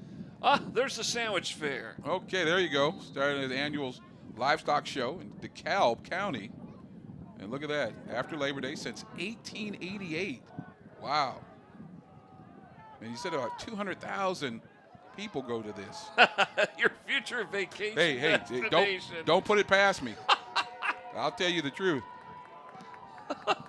Sandwich, Illinois. I'll show up with some honey mustard. You better watch out. And some pickles in my pocket. Oh. Yeah, ain't no shame in my game. Oh, that's funny. Oh man, listen. I'm putting that down, brother. You can count on it. 2020. I'm telling the missus. I know exactly where we're going. Going to forget Sandwich, Illinois. Forget Fort Lauderdale. Fort Myers. Are you kidding? Braden Beach, Bradenton, Sandwich, Illinois. Oh boy. We do have a football game going on as Colby ends. Gets the carry from the 32 up to the 37-yard line, gets a 5-yard pickup. Thinking about some pepper jack right now. Oh, man. I'll tell you the truth, man. I'm going to go talk to that young man after the game. How's it like being from Sandwich, Illinois? 200,000. 200. Well, hey, Find out what the population of Sandwich is, because you got 200,000 people coming for this fair. Curdy in trouble. Oh, big time. Over here on the near side, looking for Curtis, trying to leap up too far up to get to, and it goes incomplete. And as we've noticed, Jeff, that turnover seems to just have taken the life out of Wesleyan and has emboldened the Dewhawks big time. And now they're coming off the edge with bad intentions. Curdy's running for his life, and without a running game, that creates all kinds of problems. Speaking of Sandwich, my Wesleyan lineman there looks like he's already had some. Okay, we're going to call timeout. What are we doing? They got the play clock running down to 6. And timeout going to be called. By the way, population of Sandwich, Illinois, 7,400. 7,400. Okay, so and they get 200,000 people wow, for that is every tremendous. year. That's tremendous. So, folks, call your travel agent. What is it? It's like going down to Czech Festival in Wilbur. Yeah. You got not even 2,000 people in Wilbur. How many people are down there? It's like over 50,000 that go down there. Well, I got my lederhosen in the dry cleaners right now, and to get down there to Czech Fest. But I'm really inspired by this fair, this county fair. Started in 1888. Wow, that's a long time. That'd be 131 years ago it started. And I'm sure the Chamber of Commerce. If you're out there in Sandwich, if you're at Loras College, and you know anybody in the Chamber of Commerce down there in Sandwich, let them know I'm on the way. with honey mustard in my bag. You have a bib. Ah, boy, I'll tell you. And the pass short to Brayley Keller that time. That'll bring up another 4th down. Really, Wesleyan their offensive flow has really gone stagnant. Well, that's what turnovers will do for you. And that ill-advised throw by Curdy. And you can see now the Loras Dewhawks have a different little pep in their step. They're a little more confident than what they were here to start the game. Well, the worst thing you can do for a team is give them hope. And, not like they didn't have it at first, but a little bit more confidence. Okay, let's see if this thing turns over here. There you go, bounds forward. It's going to roll inside the 25. This is going to get all the way down to the 20-yard line. That's beautiful. That's what you want. That's a very nice punt. Now you got 40 seconds remaining here before the half. Morris how may aggressive have, they want to be. Do they want to punch it all the way down? Well, what we haven't seen from Loras here is the deep threat, the vertical threat down the field. And so Wesleyan's done a good job on the edge there.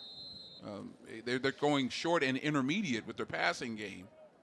But if you fall asleep and let somebody behind you, I'm sure Sigworth can throw it that far. Wind is down. Flag is not blowing at all. It was coming out of the west at about 10 miles per hour earlier. Yeah, so he's not throwing into any breeze at all.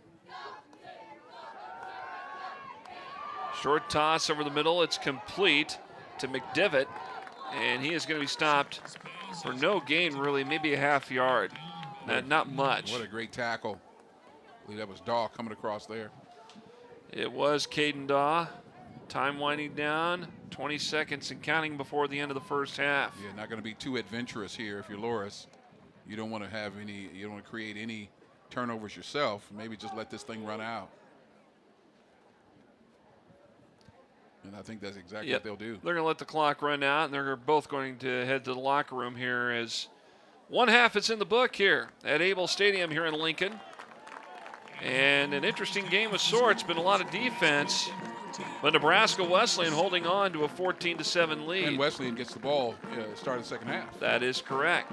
So I'm going to go get a sandwich. Because you've been talking about that big sandwich why not? festival. All right. 14-7 our score at the half. Wesleyan ahead. Prairie Wolves profile coming up next with Dick Janda in just a moment on the Nebraska Wesleyan Sports Network.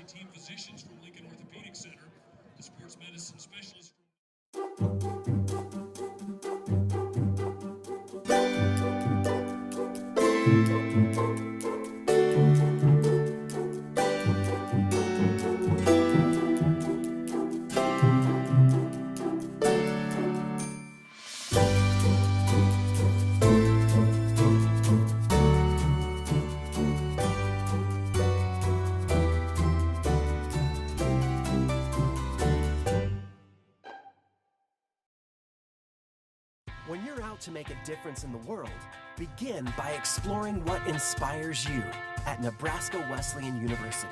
The bridge between you and meaningful, unforgettable experiences, designed from personal attention to internships to translate into success in your career and life. A place of powerful learning designed to explore you, discover you, propel you. Nebraska Wesleyan University, NWU.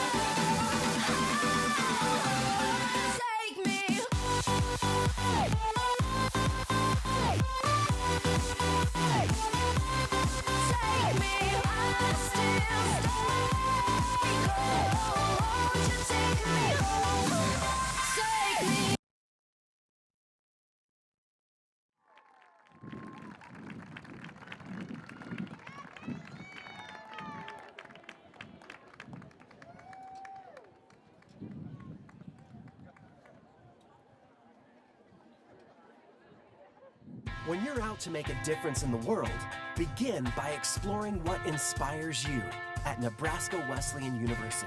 The bridge between you and meaningful, unforgettable experiences, designed from personal attention to internships to translate into success in your career and life. A place of powerful learning designed to explore you, discover you, propel you. Nebraska Wesleyan University, NWU. Joining me for our P-Wolves profile is wide receiver Derek Curtis, a fifth-year senior from Lincoln Northeast High School who has become one of the top pass catchers at Nebraska Wesleyan. Derek, it's been quite a journey for you here at Wesleyan. Yeah, it really was. Started out at Morningside my freshman year. Had some things happen up there, some personal issues, decided to transfer back home. Coach Keller welcomed me with open arms, and so it's just great to be back home. You know, especially up here in Northeast Lincoln, just went to high school right down the street, grew up on this side of town. Actually grew up watching Wesleyan. I lived right across the street over on 56 in Havelock, or Huntington, excuse me. And so, yeah, it's just great to be here. You sat out a year with injury, so got a fifth year of eligibility. Why did you come back for a fifth season? It took a lot of thinking. You know, I've had some personal issues happening in my life. I just decided that if I didn't come back, I'd regret it. I was talking to Coach Francis, who's obviously unfortunately not here right now, and Coach Jones, who's my receiver coach, and they're just like, we'd love to have you back one more year, and to be back with John another year and be able to do what we're doing is great. Yeah, it seems like that combination, Jonathan Curty to Derek Curtis, is really clicking.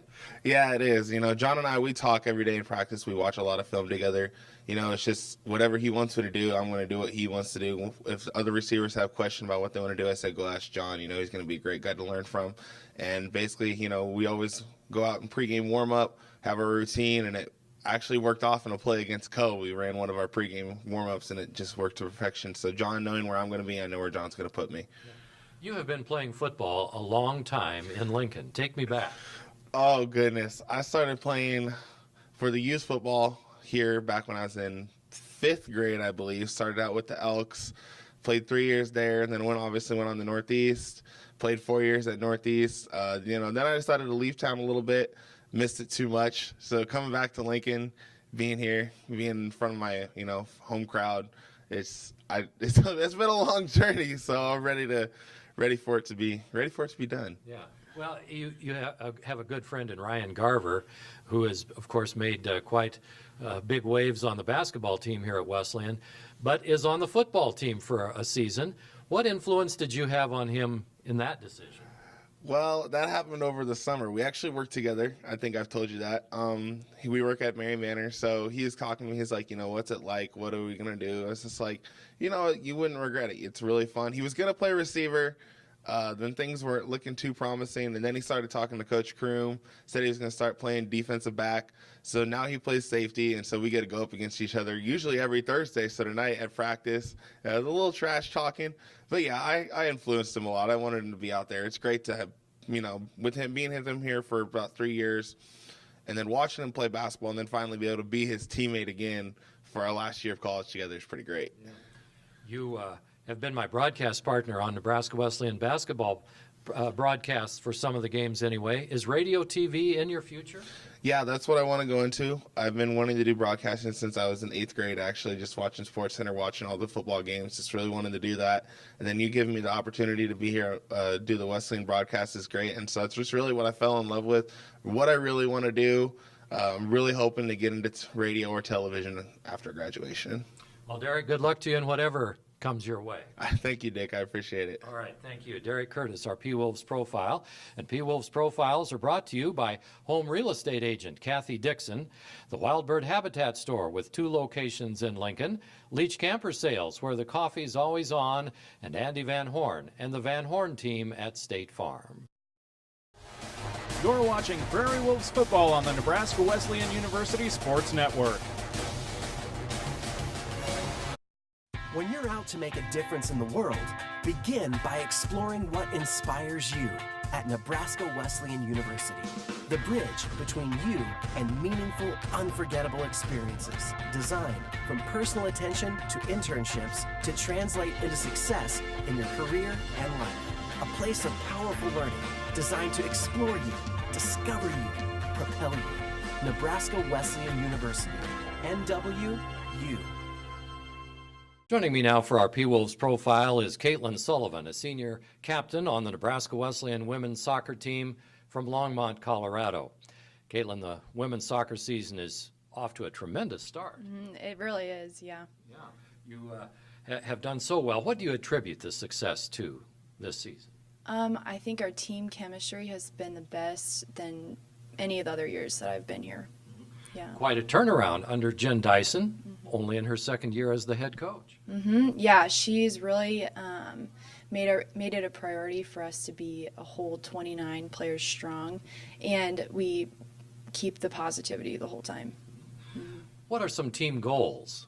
It looks like you could go pretty far. We take it game by game, and we don't focus on winning, but we focus on getting better each game. How about goals for you as an individual? And I don't mean far-reaching goals.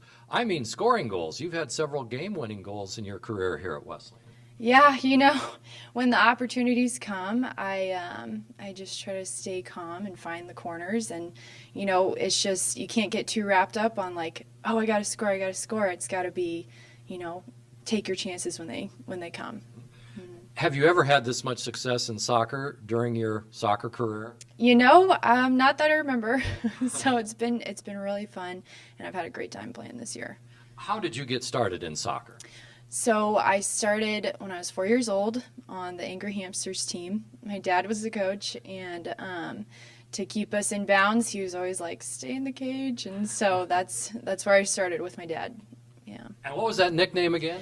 The Angry Hamsters. That's a new one on me. How'd that happen? That's my dad. So yeah, he really established like the love of the game for me. And he's there he calls me after every game, and it started with him, and it's still going strong with him. Yeah. You have to have a lot of stamina to play soccer. What is an average week like in training to be able to do all that running?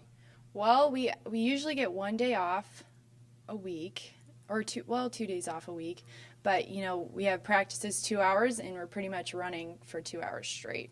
So it's, you sprint for at least 15 yards, and then you jog, and you sprint for 15 yards throughout practice. And so for 2 hours consistently, it's a lot of running. Yeah, you have to be in pretty good shape. Yeah. Did you play other sports in high school? Yeah, I swam my first 2 years, and I made it to state my first 2 years in the relays, But then when soccer started to pick up more with club, I just focused on soccer more.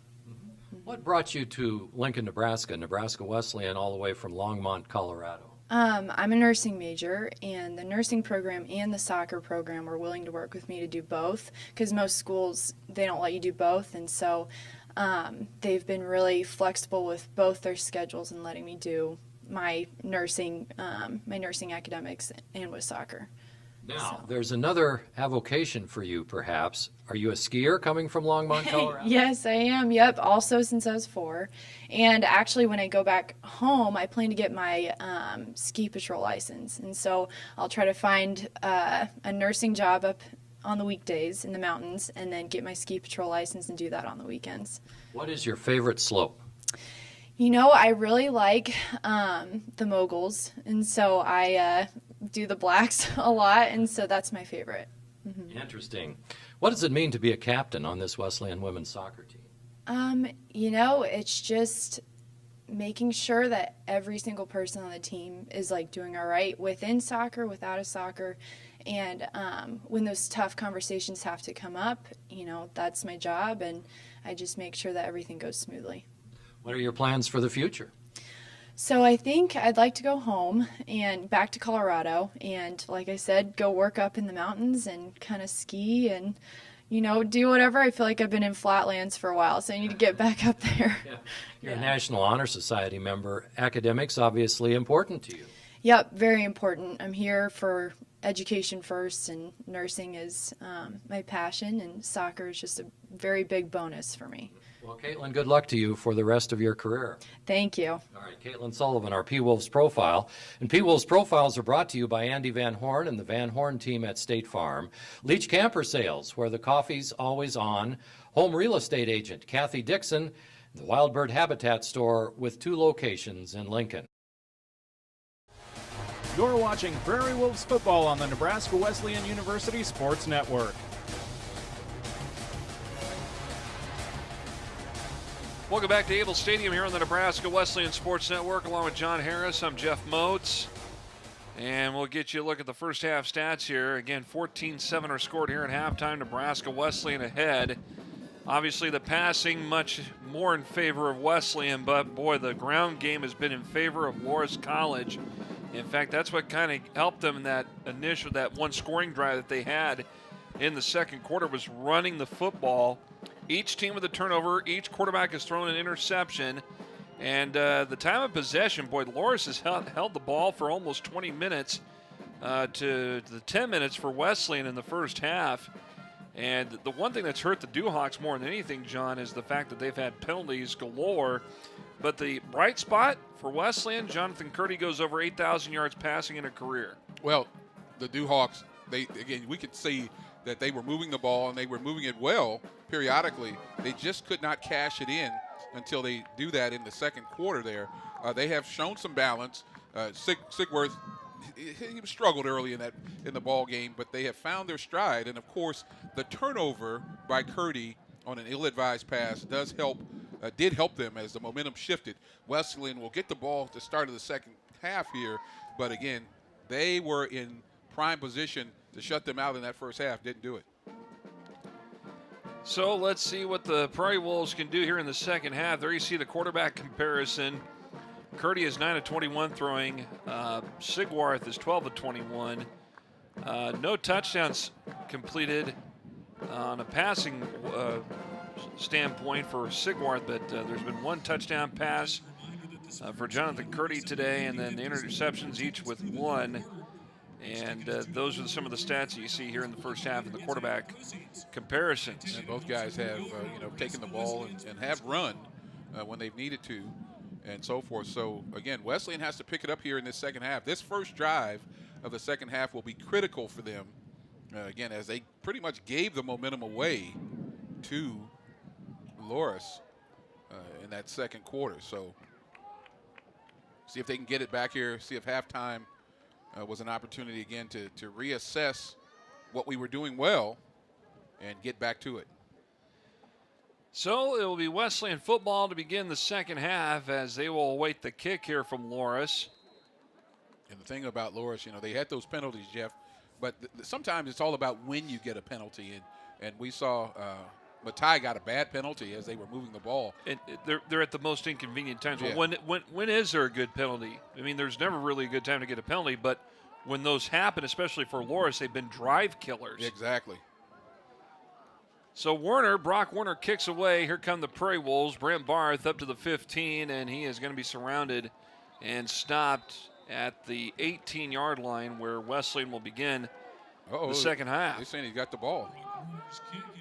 Yeah, Barth he doesn't want to give the ball up. Barth wasn't running with a whole lot of conviction there, Jeff. Yeah. But they can say he did not fumble the ball and give it away. So now Wesleyan and Jonathan Curdy back out on the attack. Derek Curtis out on the edge there, playing with injury, but still out there. Kobe Enns behind him.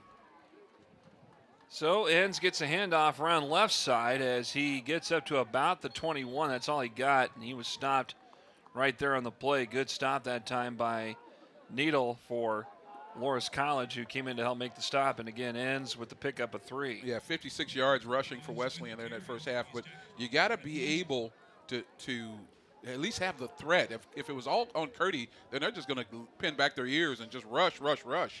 But you got to have the threat of the running attack. Even if Wesleyan can kind of muster up 100 yards rushing, at least that might hold the Dewhawks at bay.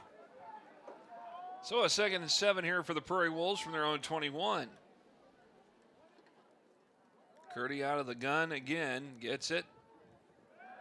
And he'll go to Brant Barth over here at the 26, and they're going to spot him at the 26 where he made the catch. And he was thrown back down, but just about 2 yards short of the first down at 3rd and 2. Oh, that's a dangerous throw, Jeff. That is a dangerous throw. I mean, that could have been a pick 6 had Loras been able to get in the passing lane right there. And you got to throw it with some strength, because if you just kind of put some air into that thing, Loras picks that off and they're walking into the end zone. So now big 3rd down here. You want to sustain this drive coming out of the locker room. 3rd and 2 here.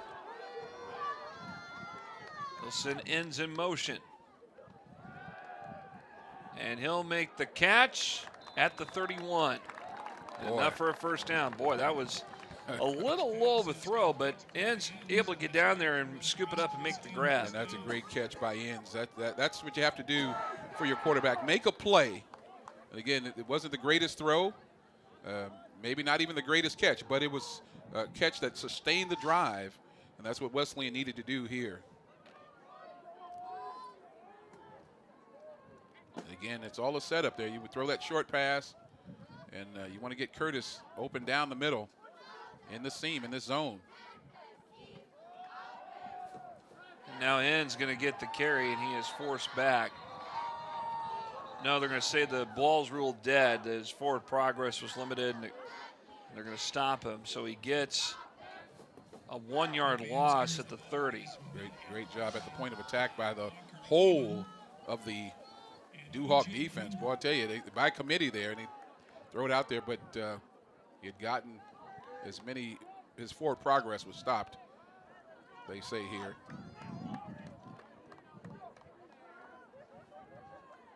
So Wesleyan needs to be smart here. Take a little time, sustain this drive, keep that defense on the field. Enns in motion.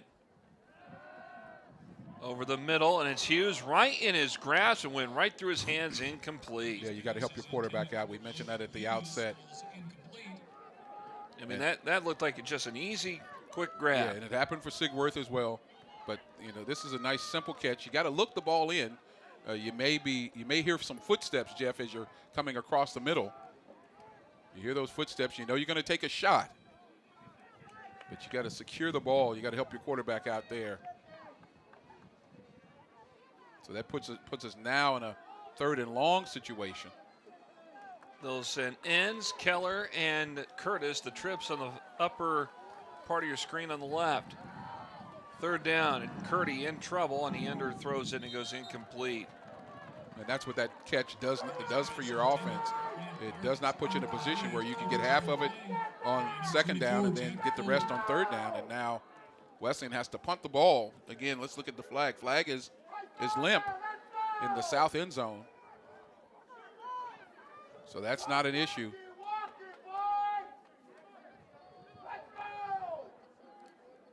Got some motivated fans out here.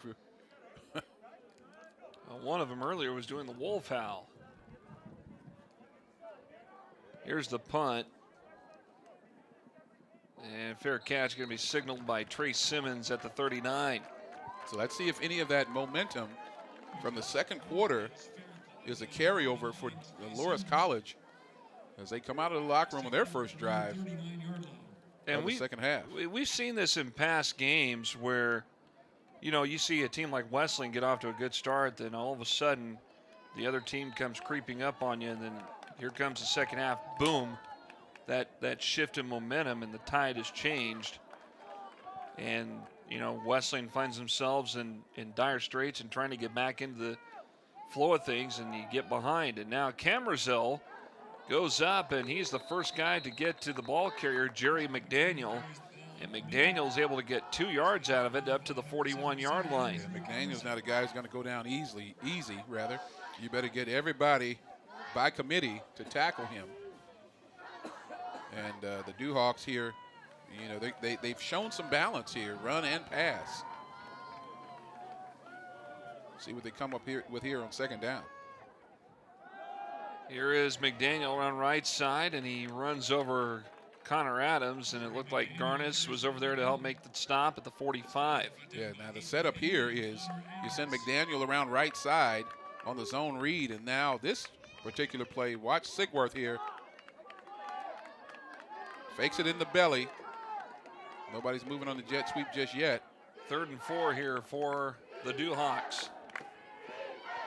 Sigworth got Simmons at the 49, enough for a first down. He's ran out right across midfield at the Wesleyan 49-yard line. He caught it at the Loras 49, got to the Wesleyan 49. Yeah, he comes all the way across the field, Jeff, on a drag route.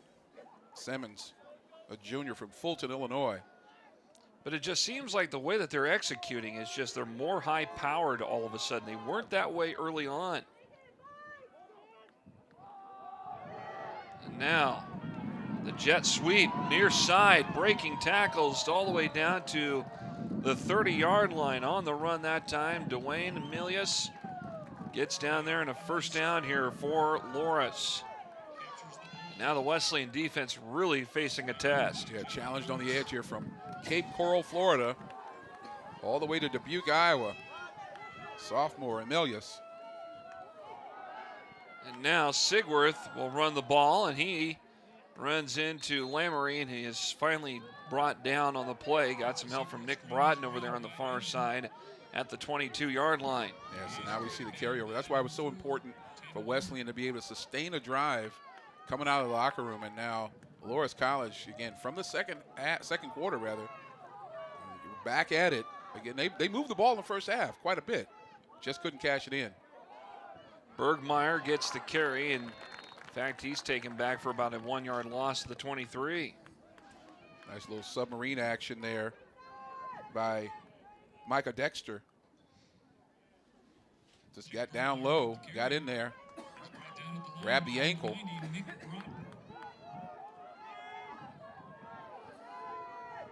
Watch Maloney, top of the screen there.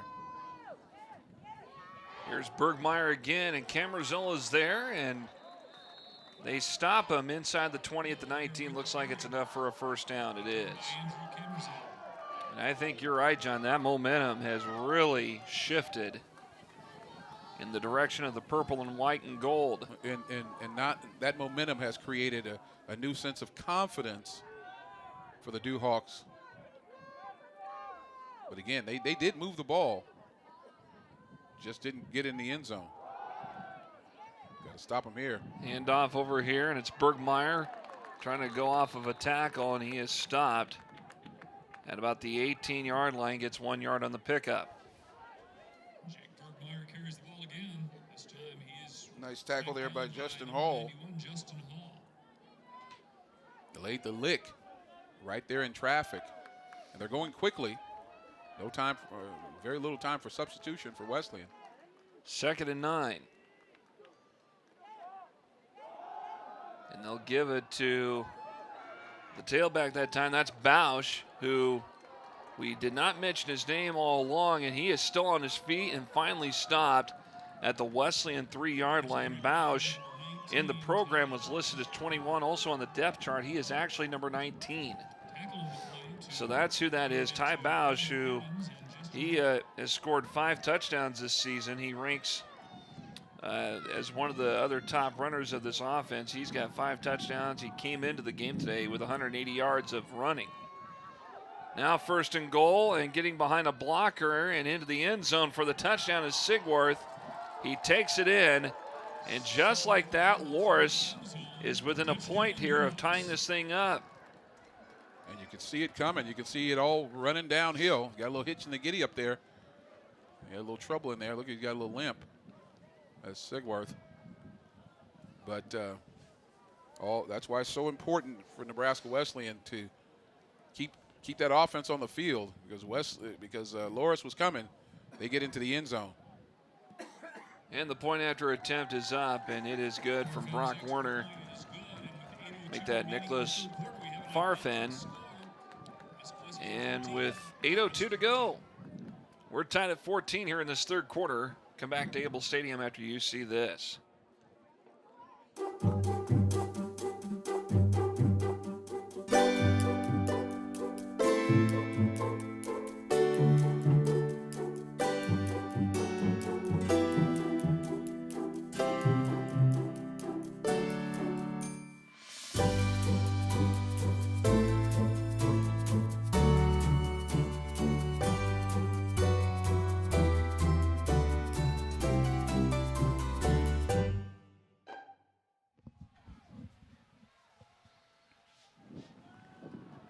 You got a gorgeous view of Able Stadium looking off toward 56th Street. And yes, the Gorillas still got their... I don't know if he looked better with the gorilla outfit on or with it off.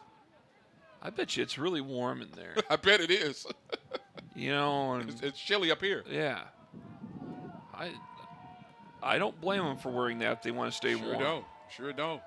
And besides, it's only a couple of days after Halloween anyway. Yeah, you got the costume, you got it in the closet, might as well use it.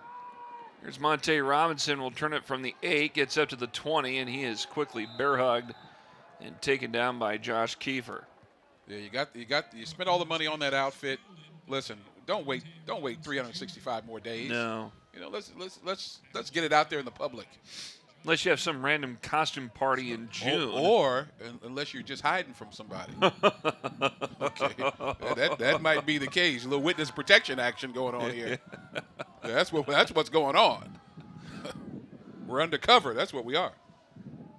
Here's Enns on 1st and 10. Breaks free, got the first down, gets up to the 36-yard line, and a good pickup for him. Yeah, I like how hard he's running, Kobe Enns, folks. That's a 15-yard gain for Colby Enns, who has a touchdown run today. And Wesleyan needs every yard that he can provide. There you go. Nice high knees, running elusive. And Curdy going to go to the near side of Mathis, who had the ball, and it was dropped. Incomplete on the play. Riley Larson had coverage on him. He's the senior out of Ankeny, Iowa, within the Des Moines area.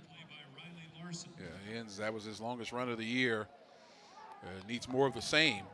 And guys have to catch the ball. We've seen a couple of drops by Wesleyan. You got to sustain some drives here. Curdy on the far side. He goes to Curtis, and Curtis trying to stretch for that first down marker, but he's only able to get up to about the 43. And if I'm, I don't know how hurt Derek Curtis is, but if I'm Curdy, we're going to find out, because I'm going to wear him out. His arms are going to be tired, because I'm going to throw the ball to him every chance we get. And there he goes again. Curtis got it. Got the first down, got around the 50-yard line, takes it to the 49 where he's forced out of bounds. Yeah, this is an All-American receiver right here. And again, a guy who competes on every possession. Does such a good job. And so you definitely want to make sure, and again, watch the safety there. You got coverage. Short toss, and Enns is tripped up by the shoelaces, and he was frustrated. He knew that. That was a good pursuit by the defense that time. Sam Jones coming in for Loras to make the stop. Yeah, 6'1", 245, and a junior from Wilmington, Illinois. Great job by that young man. Curdy Throw it over here to the near side. He was looking for Hughes, and Hughes could not get to it. He waited as long as he could as the pressure almost got to him. He held the ball as long as he could. So 3rd and long.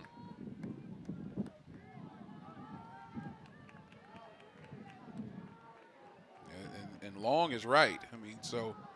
This is a big play.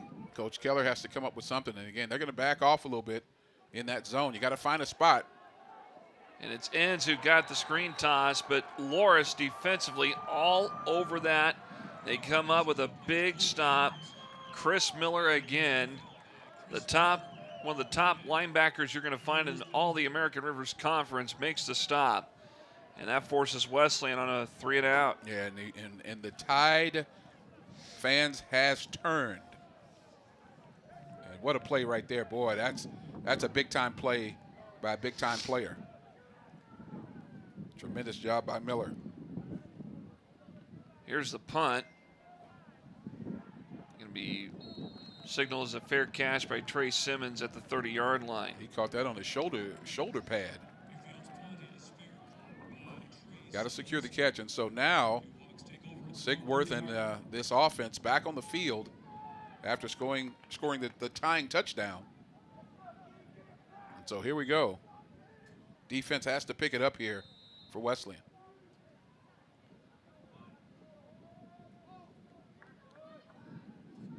These guys just looking a little bit too comfortable out here. Well, Loras has settled into a groove. Yeah. Wesleyan was that way at one point early on. A big run that time for Ty Bausch.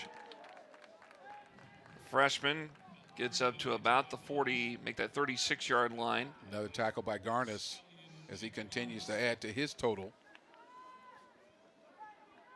Reading and reacting. Little fake that time and a pass in the flat, and it's all the way downfield. Emilius gets down to the far side and a flag thrown. And that's going to be a late hit maybe against Nebraska Wesleyan. At least that's what it looks like from what the officials said. Now, he looked like he was running down the sideline, so where is, now from this vantage point, let's take a look. Now he's running down the sideline. Does he go out of bounds? And at what point? Oh, my goodness. After the play, personal foul, late hit on the defense, that's number bad. 1. That's bad. 15-yard penalty from the end of the run. Automatic first down. Well, you should have just told him when the play started, we're going to give you an extra 15 yards. I mean, come on. That. Okay, now does he go out of bounds? He's in bounds. He was still in bounds. He's still in bounds. What is the guy supposed to do? And here's Bausch on the carry, and he gets a pickup of 3 on the play from the 22 down to the 19. And I'm afraid that momentum shift has already taken place. And people who know us, you can know for sure that if he was out of bounds, we're going to say that was a bonehead play on Nebraska Wesleyan's part. But the young man's in bounds. You got to make a tackle. You're going to push him out of bounds. Oh, my goodness.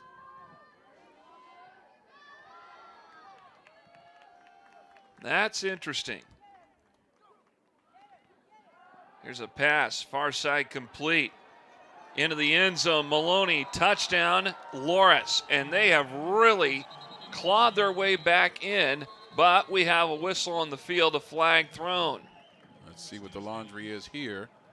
We do have some laundry on the field. And again, Jeff, a quick strike on the outside, and now Cujo could not make the tackle out there on the edge. You got to make that tackle on the wide receiver. You're going to give up a lot of yards. Ineligible receiver downfield on the offense, number 64. Well, that takes points. That's a 5-yard penalty from the previous spot. Repeat second down. Let's see where he goes too far. So take that touchdown away. I don't know if that was a good call. He wasn't that far off the line of scrimmage. But again, the receiver, Maloney, catches the ball And Cujo has to be able to come up and make that tackle instead of letting him get into the end zone. Let's see if that switches things around here for Loras as Bergmeyer gets a handoff on the zone read. Around left side, gets inside the 20. Boy, he is fighting and clawing for yards down to the 18-yard line, and he took on, looked like pretty much the entire Nebraska Wesleyan defense. Well, he was not going to be denied. Bergmeyer, my goodness, like a bull in a china shop.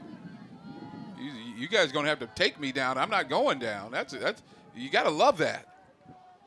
Got to love that. Wesleyan has to gang tackle, and that's okay. No one guy is going to get Bergmeyer down. So this will be 3rd and 6. Got to watch the edge here. Got to watch the edge. Got to contain. Pressure's on, and how about Prorock breaking up the pass play? And we've seen that on both sides today. It was intended for Simmons, but Dakota Prorock today's done a great job. And I was thinking maybe, just maybe, Kenny jumped the route. He went for the receiver instead of the ball. That's okay. That's a great play. And now it's time to buck up here. 4th and 6. They're going to go for it. Prorock with his 8th pass breakup of the season, and now Loras, as you said, John, going to go for it on 4th down and 6. Got to watch number 15, Jeff, right on the edge there, the tight end. From the 18. Fans getting loud here. Here's a pass and a slant route at the 5, and getting down to about the 1-yard line. It is Maloney who comes through again. Wow. And a nice catch, nice throw by Sigworth. Maloney, I believe, is also the quarterback. He's a wide receiver, Sam Maloney. And he's on a slant route. Boom, right inside. Right now, down to the goal line. So 1st and goal from the 1. And it's going to be McDaniel who pushes his way into the end zone. Touchdown, Loras. Yeah, you're not going to get that guy down. And Loras has bounced back from 14-0 down to take a 20-14 lead with the point after coming up. Yeah, 20 unanswered, point pending. And they've done a tremendous job clawing their way, as you said earlier, and McDaniel just bullying his way into the end zone. The offensive line just pushing Wesleyan back. And what you're hoping here is that you don't get totally demoralized in the process. So the point after is up and good, and with 3:37 remaining here in quarter number 3, Loras takes control of this one, 21-14 over Nebraska Wesleyan.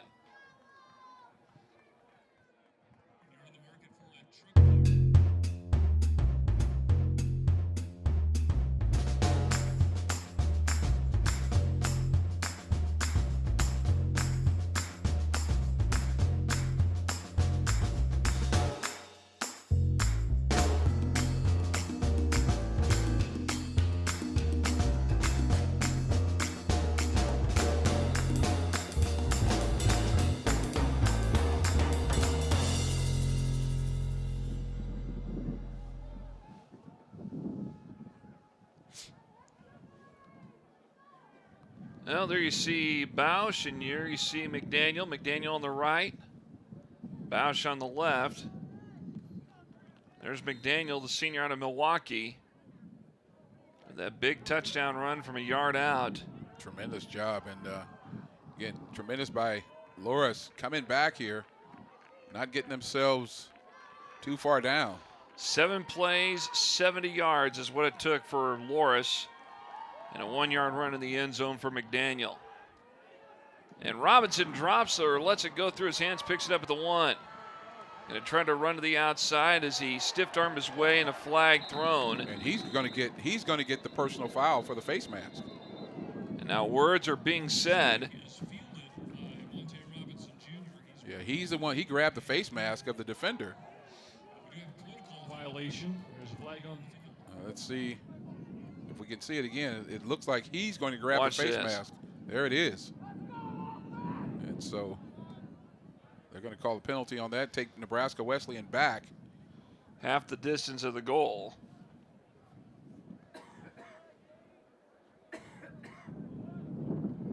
So that's what happens as a running back. Sometimes you try to stiff arm the defender. Personal foul, face mask on the receiving team, number 20. The penalty will be half the distance to the goal, first down. That's a play you rarely ever see, but we've seen it here today. Usually you stick that hand out flat, but he got it. Obviously, if you grab that, that's an obvious violation. And it's not. They don't even call this one incidental. They call this personal foul. And now Robinson's going to get the carry, and he's going to be stuffed. And Coach Keller has to begin to figure something out here because Loras on offense and on defense have all the confidence in the world. And if you get stopped here, you punt from the end zone. That means you get a short field for the opponent. Curdy in the end zone throws a pass to Braley Keller at the 5, and Keller stretches up past the 10, gets to about the 13-yard line. That's a good job by Braley Keller. Should have been stopped for less. Fought his way for several additional yards. And now Wesleyan has an opportunity here, though a huge third down play. Here's a pass upfield toward Mathis, and it goes incomplete, and there is no flag on the play. Wesleyan coaches on the sideline were looking for the pass interference, and Brandon Niemeyer with the coverage, so a 3-and-out for the Prairie Wolves. And that didn't take very much time, Jeff. You got to run a little bit more time than that, and now Loras with 2:33. Again, no wind's not an issue. So now Wesleyan's going to be punting out of their end zone. Need a huge punt here to get them out of trouble. And some good coverage. Here's the punt. Off just in time by Asa Neufeld. That's going to bounce across the 45. And it's going to roll to about the 47-yard line. Not bad at all. And if you're Loras, this is prime real estate. And now you can really go to work and really try to take control of things. Yeah, you're up one score. Boy, if you get this thing as a 2-score game, Wesleyan hasn't shown themselves to be, doing anything that's going to challenge this defense. They are on fire right now, offensively and defensively. And again, it's all about confidence. That turnover in the first half seemed to change everything. All the momentum shifted to Loras. And has not changed. Here is Bergmeyer. Brought down by Caden Daw at the 43 of Wesleyan. Got about a 5-yard pickup on the play. Nice tackle. Daw's done that all day today. He's come from the backside. He's kind of bulldogged the offensive player down. Made some good solid tackles from the backside. 2nd and 5. And have now to do it again. Bergmeyer going around right tackle, gets up only a yard to the 42. And like Justin Hall may have taken a shot or something. Yeah, He's right there in the gut on the combined tackle. He's going to go down.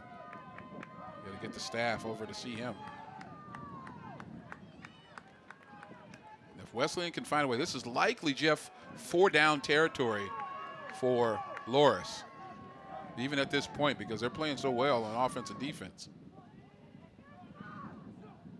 Watch this under route. Sigworth. He's taken down. Loose football. Wesleyan gets it. No, they're going to say he was down. Oh, my goodness. How was he down? I don't understand that. Oh, my goodness. I thought that was a fumble. Micah Dexter scooped the football up, and he was going to take off. He had green space ahead. Let's see the replay again. I swear that ball was popped out and he dropped it. Yeah, he did not throw the football. Oh, man. Wow. I don't know about that. That's a scoop and score right there for Wesleyan. Here's the punt. That's going to go into the end zone most likely. And it will, and they'll go to the 25-yard line. Wow, that's a big miss right there. If we can, if the guys in the truck can get a look again, I think they're still trying to find it. But that, my friends, that looked like it was an obvious fumble. I thought so as well. And a scoop and score for Wesleyan for all intents and purposes. Let's watch this again. Here's the replay. Okay, so he's coming around backside. He's being held Oh, my goodness. That's a fumble. That is a fumble. And he picks it up. Oh. That is not a forward throw. That is a fumble. Yeah, I can, and you know, I'm not one that likes to be critical of. Let's see if let's look at his hand here. Let's go ahead and play it out. See if the hand comes forward with the ball in it. We won't see it there. Not yet, but we will. And here is Curdy. Breaking ankles. And he gets up to the 29-yard line short of the first down. If we can go back to that, guys, here with 30 seconds and counting. Okay, we're going to try it one more time. Okay, let's see here. No. Oh, my goodness. No. Yep, that was a fumble. That was a fumble. That was a fumble. When the ball was knocked out, he had his arm cocked back. And then his hand went forward. His hand went forward empty. Yep. That was a fumble. Yep, and so no replay here at this level. So Wesleyan has to, find a way to make the best of it without the advantage of what would have been a critical play that turned this ballgame around. And really, that was such a great defensive effort that it almost looked that it was Hayden Penny that came in. Yeah, and he was being held. He was the one that was being held, and he was the one that forced the fumble. He stripped the ball out of the hand of Sigwarth. And there you see right there, Micah Dexter. Oh, he's off to the races. He thought he had it and he was home free. Yeah, well, boy.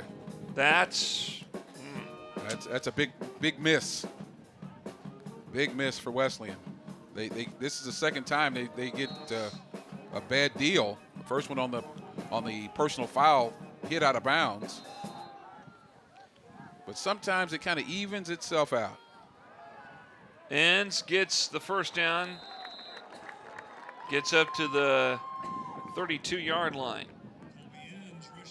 So Wesleyan has to find that mojo, has to get that momentum back. And now sustaining this drive as we get down toward the fourth quarter, as this quarter now ends. So the third quarter wraps up here, and now Nebraska Wesleyan will switch directions. And now it's going to be gut check time. As we're through three quarters and the momentum has belonged to Loras College. They lead at 21-14. Come back with the fourth quarter after you see this. When you're out to make a difference in the world, begin by exploring what inspires you at Nebraska Wesleyan University. The bridge between you and meaningful, unforgettable experiences. Designed from personal attention to internships to translate into success in your career and life. A place of powerful learning designed to explore you, discover you, propel you. Nebraska Wesleyan University. NWU. Back at Able Stadium here on the Nebraska Wesleyan Sports Network on LNK TV. John Harris, Jeff Moats. Boy, an interesting second half so far, John, the way that things have been going for Loras College. And Wesleyan's been really struggling just to try to take that momentum back as Curdy fights off defenders, and he is going to be stopped for a loss of yards back at the 25-yard line. Yeah, we had all momentum was in purple and white. And Wesleyan had a great opportunity there on the but almost strip sack, and we saw it actually was a fumble. They don't call it that way. Wesleyan had to scoop and score, but it is all not to be, and now they get the ball with this as the fourth quarter begins. But now is the time that you don't waste anything on just you have to stick to your game plan. Obviously, you want to get the ball upfield. You can't, as they say, dilly-dally around. You have to stay focused. You got to make the right decisions. Well, guys got to make plays, and you got to make exactly. plays. You got to make plays. You got to make things happen. So Curdy, pitch and catch to Curtis around the 31, and he gets up to about the 32. No, they're going to mark him at the 31, so he's short. Now, this is a big third down, and we've seen Wesleyan struggle in third down situations today. It's all about choices right now, so you're going to look and see who is the guy. And, again, Curtis is out here man on man. a quick out, but Curdy might get it with his feet here. 3rd and 10. Curdy in trouble, stumbles forward, and he's tripped up at the 36. And that's going to bring up 4th down and the punting unit out for Wesleyan. Yeah, he's frustrated. Boy, he's frustrated. He's going to have a conversation with somebody about the protection. Austin Neufeld is in to punt. 8th time he's been called out to punt for Wesleyan in this game. So he's trying to get some answers here. Here's the punt. Simmons is going to let this thing go and roll and go out of bounds around the 22-yard line. So Curdy's frustrated, and of course he is as he's running for his life back there. He's wondering what's going on with the protection. What's the breakdown? What's going on? Yeah, what's happening here? But you got to give credit to Loras because they figured some things out. They know Wesleyan doesn't have a running game. And so without a running game and no threat of a running game, you just pin your ears back and go after the quarterback. You know Curdy is the straw that stirs the drink. And now we got a meeting over here. We got all kinds of, speeches being given. As you said, it's time to man up.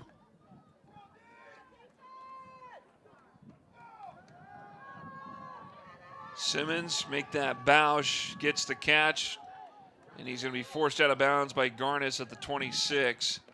About a pickup of 4 on the play. Yeah, and if you're down in that huddle on the sideline, you just tell them it's gut check time, fellas. Let's get this thing going. And, how bad do you want to win this game? Jamie made a great point. Timms is that guy that brings a little edge to Wesleyan. He gets up. He's talking. He's got a little bravado out there. That swagger is missing today.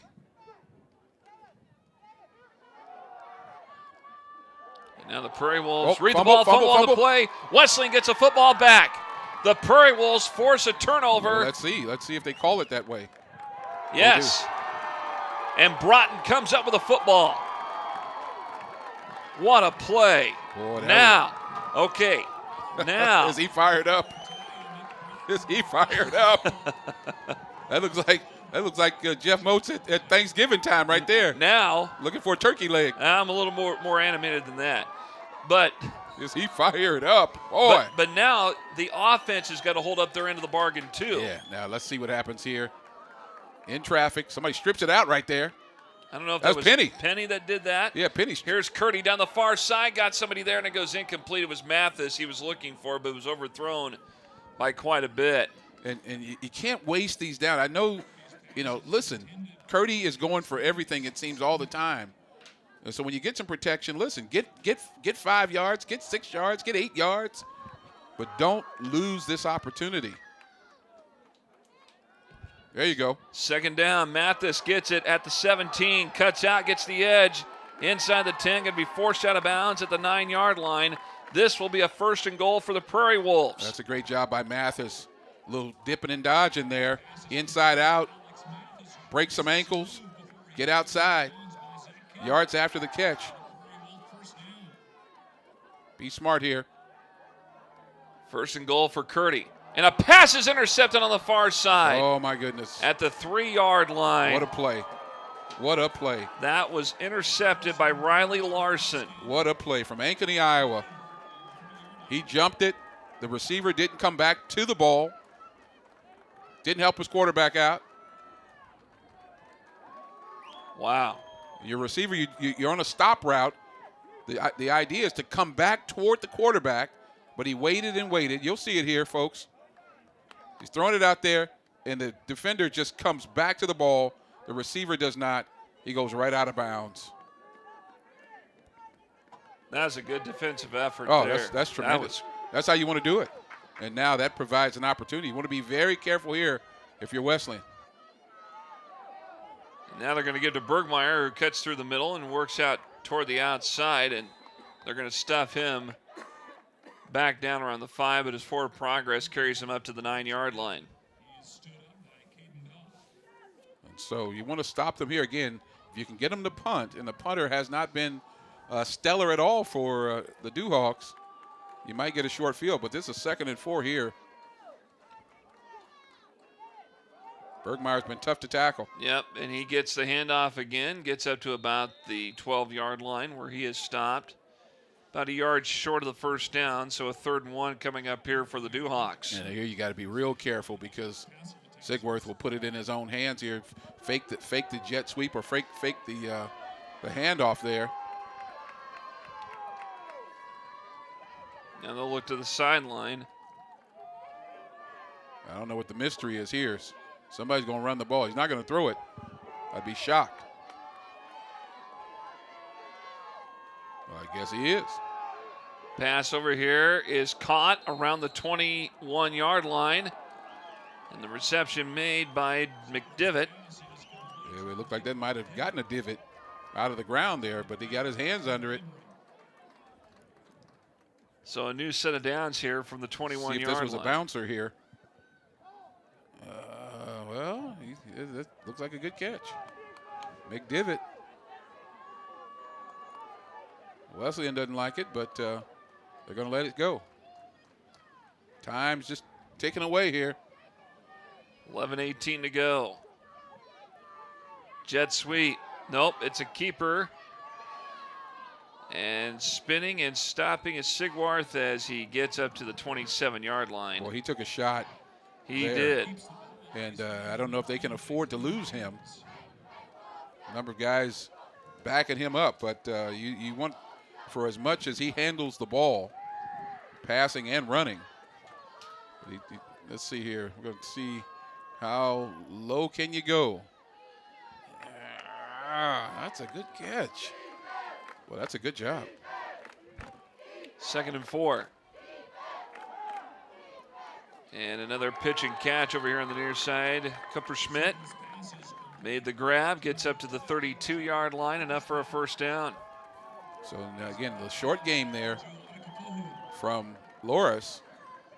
Short passes, and oftentimes those short passes are just a setup for the opportunity. But again, no huge vertical passing game have they shown this game.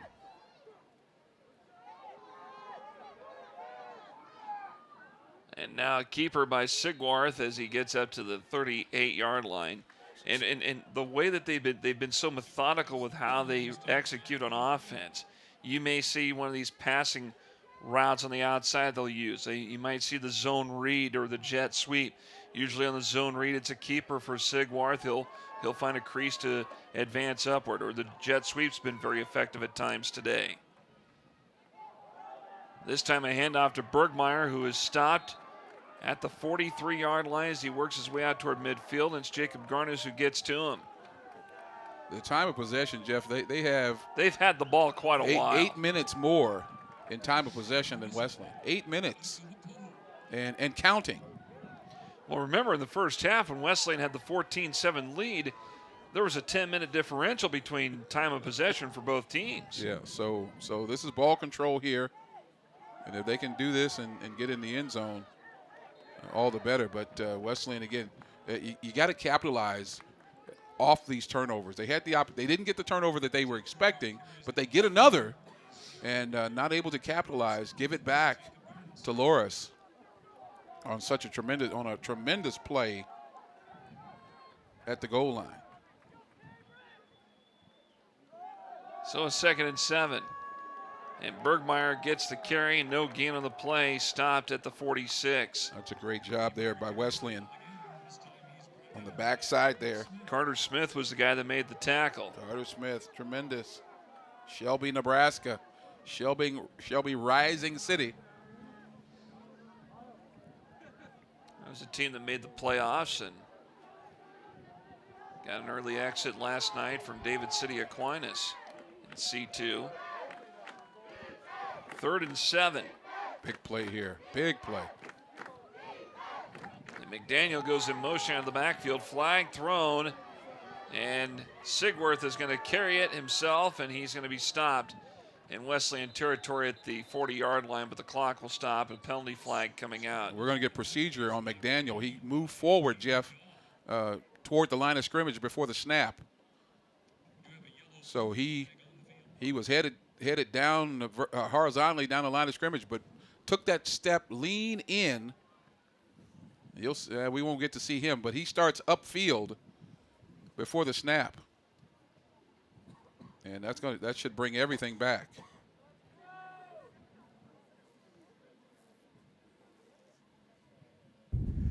Illegal motion on the offense, number 7. That's a 5-yard penalty. Repeat third down. Yeah, that's old Eagle Eye Harris once again.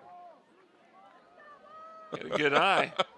Yeah, you can see, you always have to be careful as a running back. You have to maintain going down the line of scrimmage there and not head up toward the line of scrimmage. He doesn't do that there, and that brings back a big run by Sigwarth. Huge run. And he's getting his legs under him now. 3rd and long. So, 8 minutes to go here. Time becoming of the essence here for the Prairie Wolves. You better get by that first down marker and make sure nobody gets behind you. Sigwarth is going to be taken down as he gets rid of the ball. And that'll bring up 4th down. That's probably the stop that Wesleyan needs. Boy, is it the stop they needed, big time.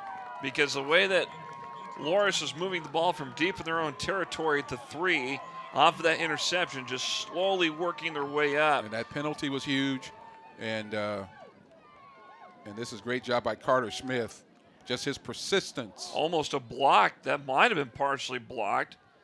Takes a bounce to the 31. They're going to be marked down at the 30-yard line by Chris Miller. So as we spar back and forth here, again, time of possession, folks, 27 minutes, 16 seconds for Loras, 19:52 for Wesleyan. Well, the time of possession went up to 32 and a half. Oh, okay. Yeah, we got the update here. That's the update from 19:52 for Wesleyan still. Now we got a skunk.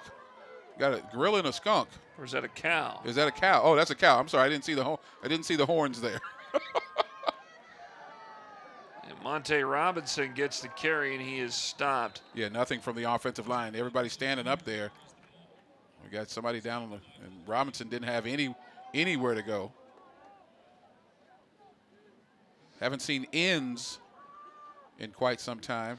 Yeah, that's interesting to know, too. He has not been a factor here in the last couple of drives.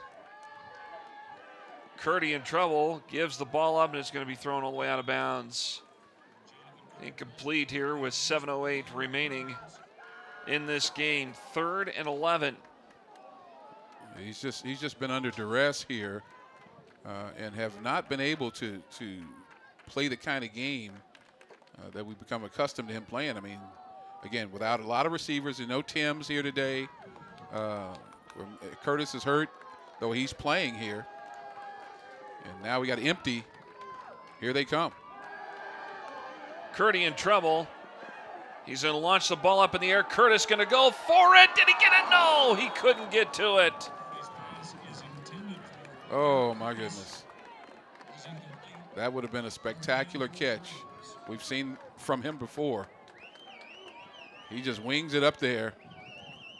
And Curtis is expecting to make, again, elusive, and just heaves it up there. And Derek Curtis behind the defense, one-handed. Look at that. Almost had it.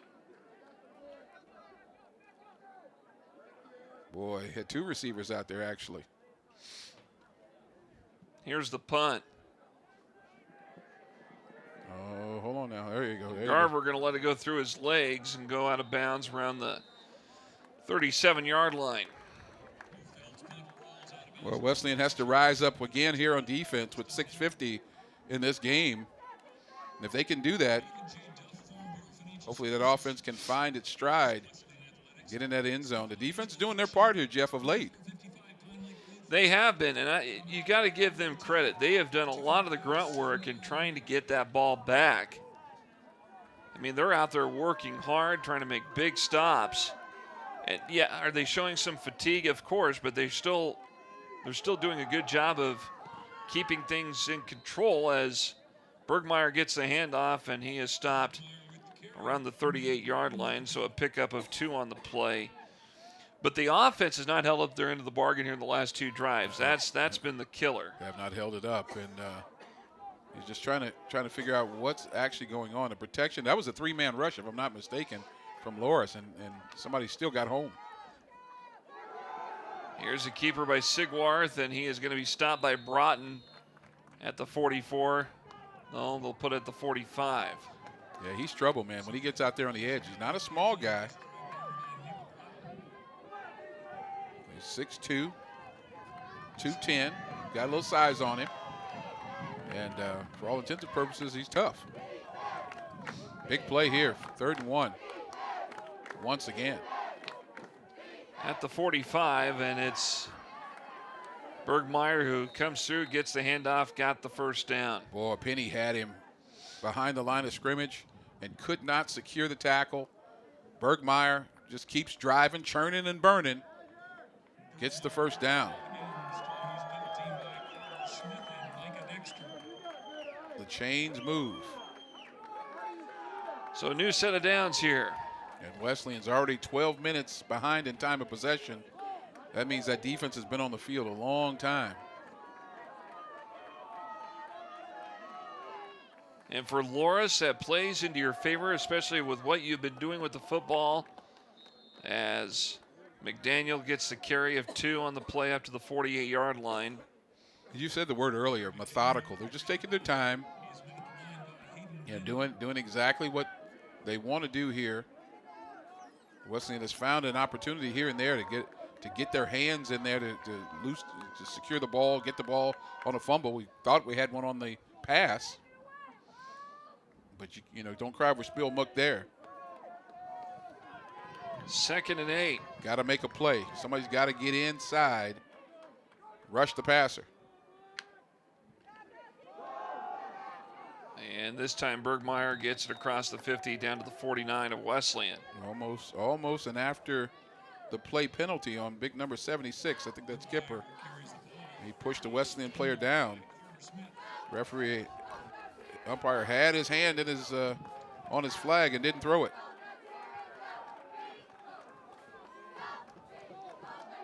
Logan Kipper, 6'3", 205. 3rd and 5. That cannot be true. We'll send Bergmeyer in motion out of the backfield. And what do we got here? Flags come out. That's got to be 305. Kipper cannot be 205. A freshman? Oh, my goodness. Got a lot of folks from East Dubuque, Illinois. Start on the offense, number 13 and 76. 5-yard penalty. Repeat 3rd down. So McDivitt and Kipper are the guys that moved before the ball was snapped.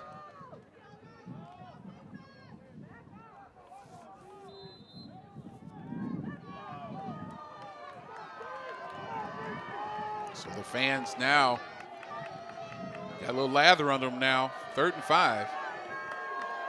Got to get a stop here. 4 minutes to go. Watch that receiver coming underneath. They like to do that on the drag route. And now Sigwarth is going to run. And he is going to be knocked out of bounds finally by Dexter. And that'll bring up 4th down. And what you don't want if you're Wesleyan, you don't want Dexter making the tackle and then standing over the quarterback to get a taunting penalty. You're down to 3.5 minutes here, and Loras is going to punt. Yeah, so he's going to make the tackle. There's Cujo there. Oh, it's blocked. The punt is blocked. Grab it.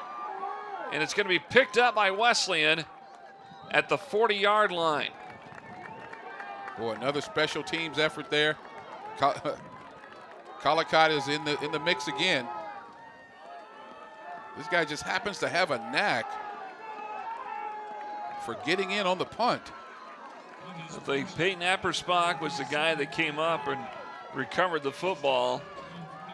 He's a freshman out of Lincoln East. Now here we go. Let's see. You don't have to get it all in one fell swoop. Far side complete. Mathis eluding a tackle, but not for long. He got to the 45. So a pickup of 4. 3:02 and counting. Excuse me, just a nice strong arm throw by Curdy but your receivers have to come back toward the quarterback. We saw that in that last play, Jeff, last interception. You got to come back, help your quarterback. Second down here. Keller with the catch at the 50, gets the first down. He is stopped at the Loras 47-yard line. Yeah, he was thrown down on his shoulder. He is down. Yeah, let's see. He was thrown down on his shoulder. Let's see what happens here. Yeah, just he was down but not out. So he'll take a quick break there, get back on the field. So again, short passes here, set up for the long one. Curdy, pass, far side, flag thrown. Hughes completes the catch. Breaking tackles. I think this is going to have to come back, and he fumbled the football. What a play by the Loras defender. Now, let's hold on here. So this play may have never happened. Let's wait. Let's see.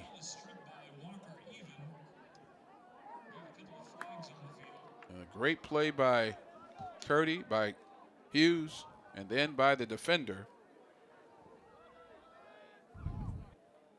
Brent McWilliams. And if this is a fumble and a recovery by Loras, boy, we got a lot to talk about here.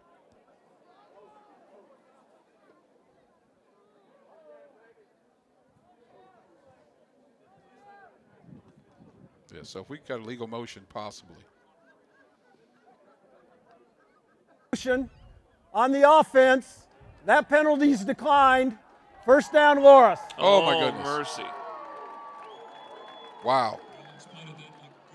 Wow. Wow. So take your ticket to any Lincoln location by the close of business tomorrow to receive And watch this again. And what a play. I mean, it was a good catch. So there you got see the flag. Yeah, way over there. And watch this play here. Number 55 there. I believe that's 55. Strip the ball out. 56, which happens to be Walker Even. Boy, what a play. And now Simmons on the run here on the right side breaks out. Gets up to about the 27-yard line. So that fumble loss, or fumble created, just wasn't a fumble loss. It was a fumble created by Even on a tremendous play downfield. Didn't give up on it. Gilbertville, Iowa native. And again, you need somebody to make a play. He made it. He gets the ball back with a minute 51 left in the ball game. And it is Sigworth who keeps it. Faked the handoff to Bergmeyer and got the first down to the 29-yard line. And if you're joining us late, folks, Wesleyan started 14-0, and now we got 21 unanswered by Loras. And they're in control here as we get near the end. Wesleyan's had a number of opportunities. The fumble recovery, didn't capitalize.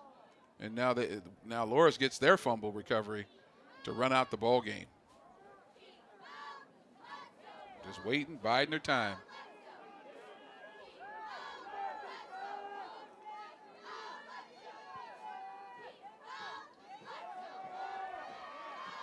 Now Bergmeyer gets it around right side and takes it to the 35-yard line. And now Wesleyan is going to have to burn a timeout.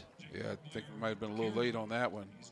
But, hey, preserve as much time as you can. So it's been interesting. Again, such a hot start for Wesleyan. Things looked like they were going to be chugging along pretty good. Then all of a sudden we got a period in the second quarter where things kind of got stagnant for both teams, but then Loras found a way to get a scoring drive going to get up, and they trailed at halftime. And then two big touchdowns here in the second half really just changed direction of where this game was going. Well, but you got to remember, as you said, that scoring drive was led by and caused by that ill-advised pass by Curdy on the sideline that was intercepted. That gave Loras prime real estate near midfield. Yeah. They capitalized. Again, it wasn't like they haven't been moving the ball. They moved the ball the whole game. They just couldn't get it into the end zone. again, we talk about their time of possession. I mean, they are, 37-21 right now in time of possession. I mean, that's 16 more minutes the defense has been on the field than the offense. And so, they've done a tremendous job, and 21 unanswered. Coming out of the locker room, 14 points in this second half. Bergmeyer with the carry, and he is going to get about a yard or two on the pickup to the 37-yard line. And give this defense credit, Jeff. I mean, they've been out here, maybe near 40 minutes by the time this game is done. Only 60 minutes in the game. And so they've been out here a long time, and they've done a tremendous job. Again, 21 points for Loras. I mean, what do you expect after being on the field for so long? Well, needless to say that they've put in a lot of overtime and hard work being out there than usual, because they've done, again, we go back to what happened earlier here in the quarter where they created some plays that allowed the offense to try to execute and answer. We had an interception thrown and then a drive that stalled basically, and nothing went right after that. I mean, there were opportunities galore. Now we got to ask ourselves, as you and I have seen, and again, we don't have replay, but if Wesleyan gets the scoop and score on that fumble, then it's a whole different ballgame. Absolutely. We may be talking about overtime at this point. Exactly. I mean, it's a whole different ballgame. It was a fumble. Wesleyan did recover it. They were headed to the end zone, and they called it incomplete.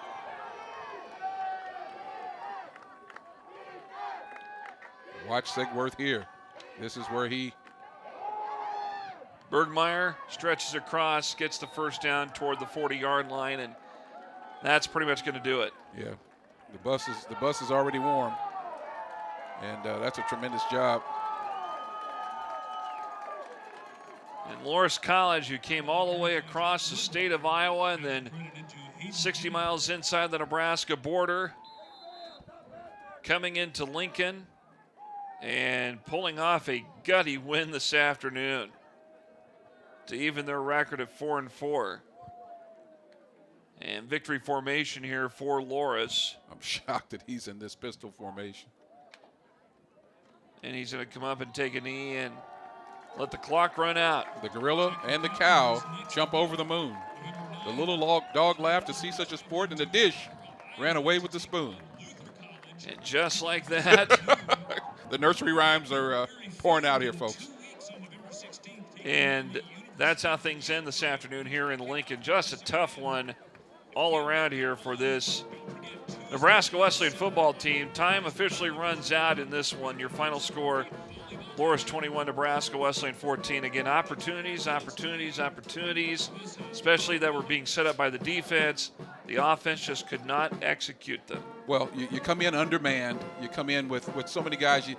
This would have been a perfect game for a guy like Timms to be a part of. Of course, Lawrence is out. So many guys are out. But you know what, Coach? You can't make any mistakes. You can't make any excuses. Whoever's out there are the guys who are supposed to be playing. We've missed some opportunities. We missed some passes. We turned the ball over at an inopportune time. And we got the ball back but could not capitalize. So you give credit to Loras. They played hard the whole game, and they come out of here with a big, big victory. No more victories for Wesleyan. They played well. You got 14 points early. You finished the game with 14 points. Yep. That's not going to cut it. So Wesleyan next week will go to Luther College up in Decorah, Iowa, and then they're back here 2 weeks from today to wrap up the season when they host the University of Dubuque, and we'll have that for you here on the Nebraska Wesleyan Sports Network on LNK TV. That does it from Able Stadium. Again, the final score today, Loras 21, Nebraska Wesleyan 14. For Bull Wolf, for Jamie Wins, John Harris, and our entire Nebraska Wesleyan Sports Network crew, I'm Jeff Moats. Saying so long, thanks for listening and watching, and good afternoon from Able Stadium here in Lincoln.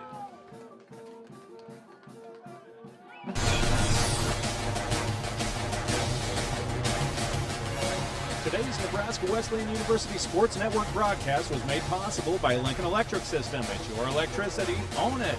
And Nebraska Wesleyan University, NWU.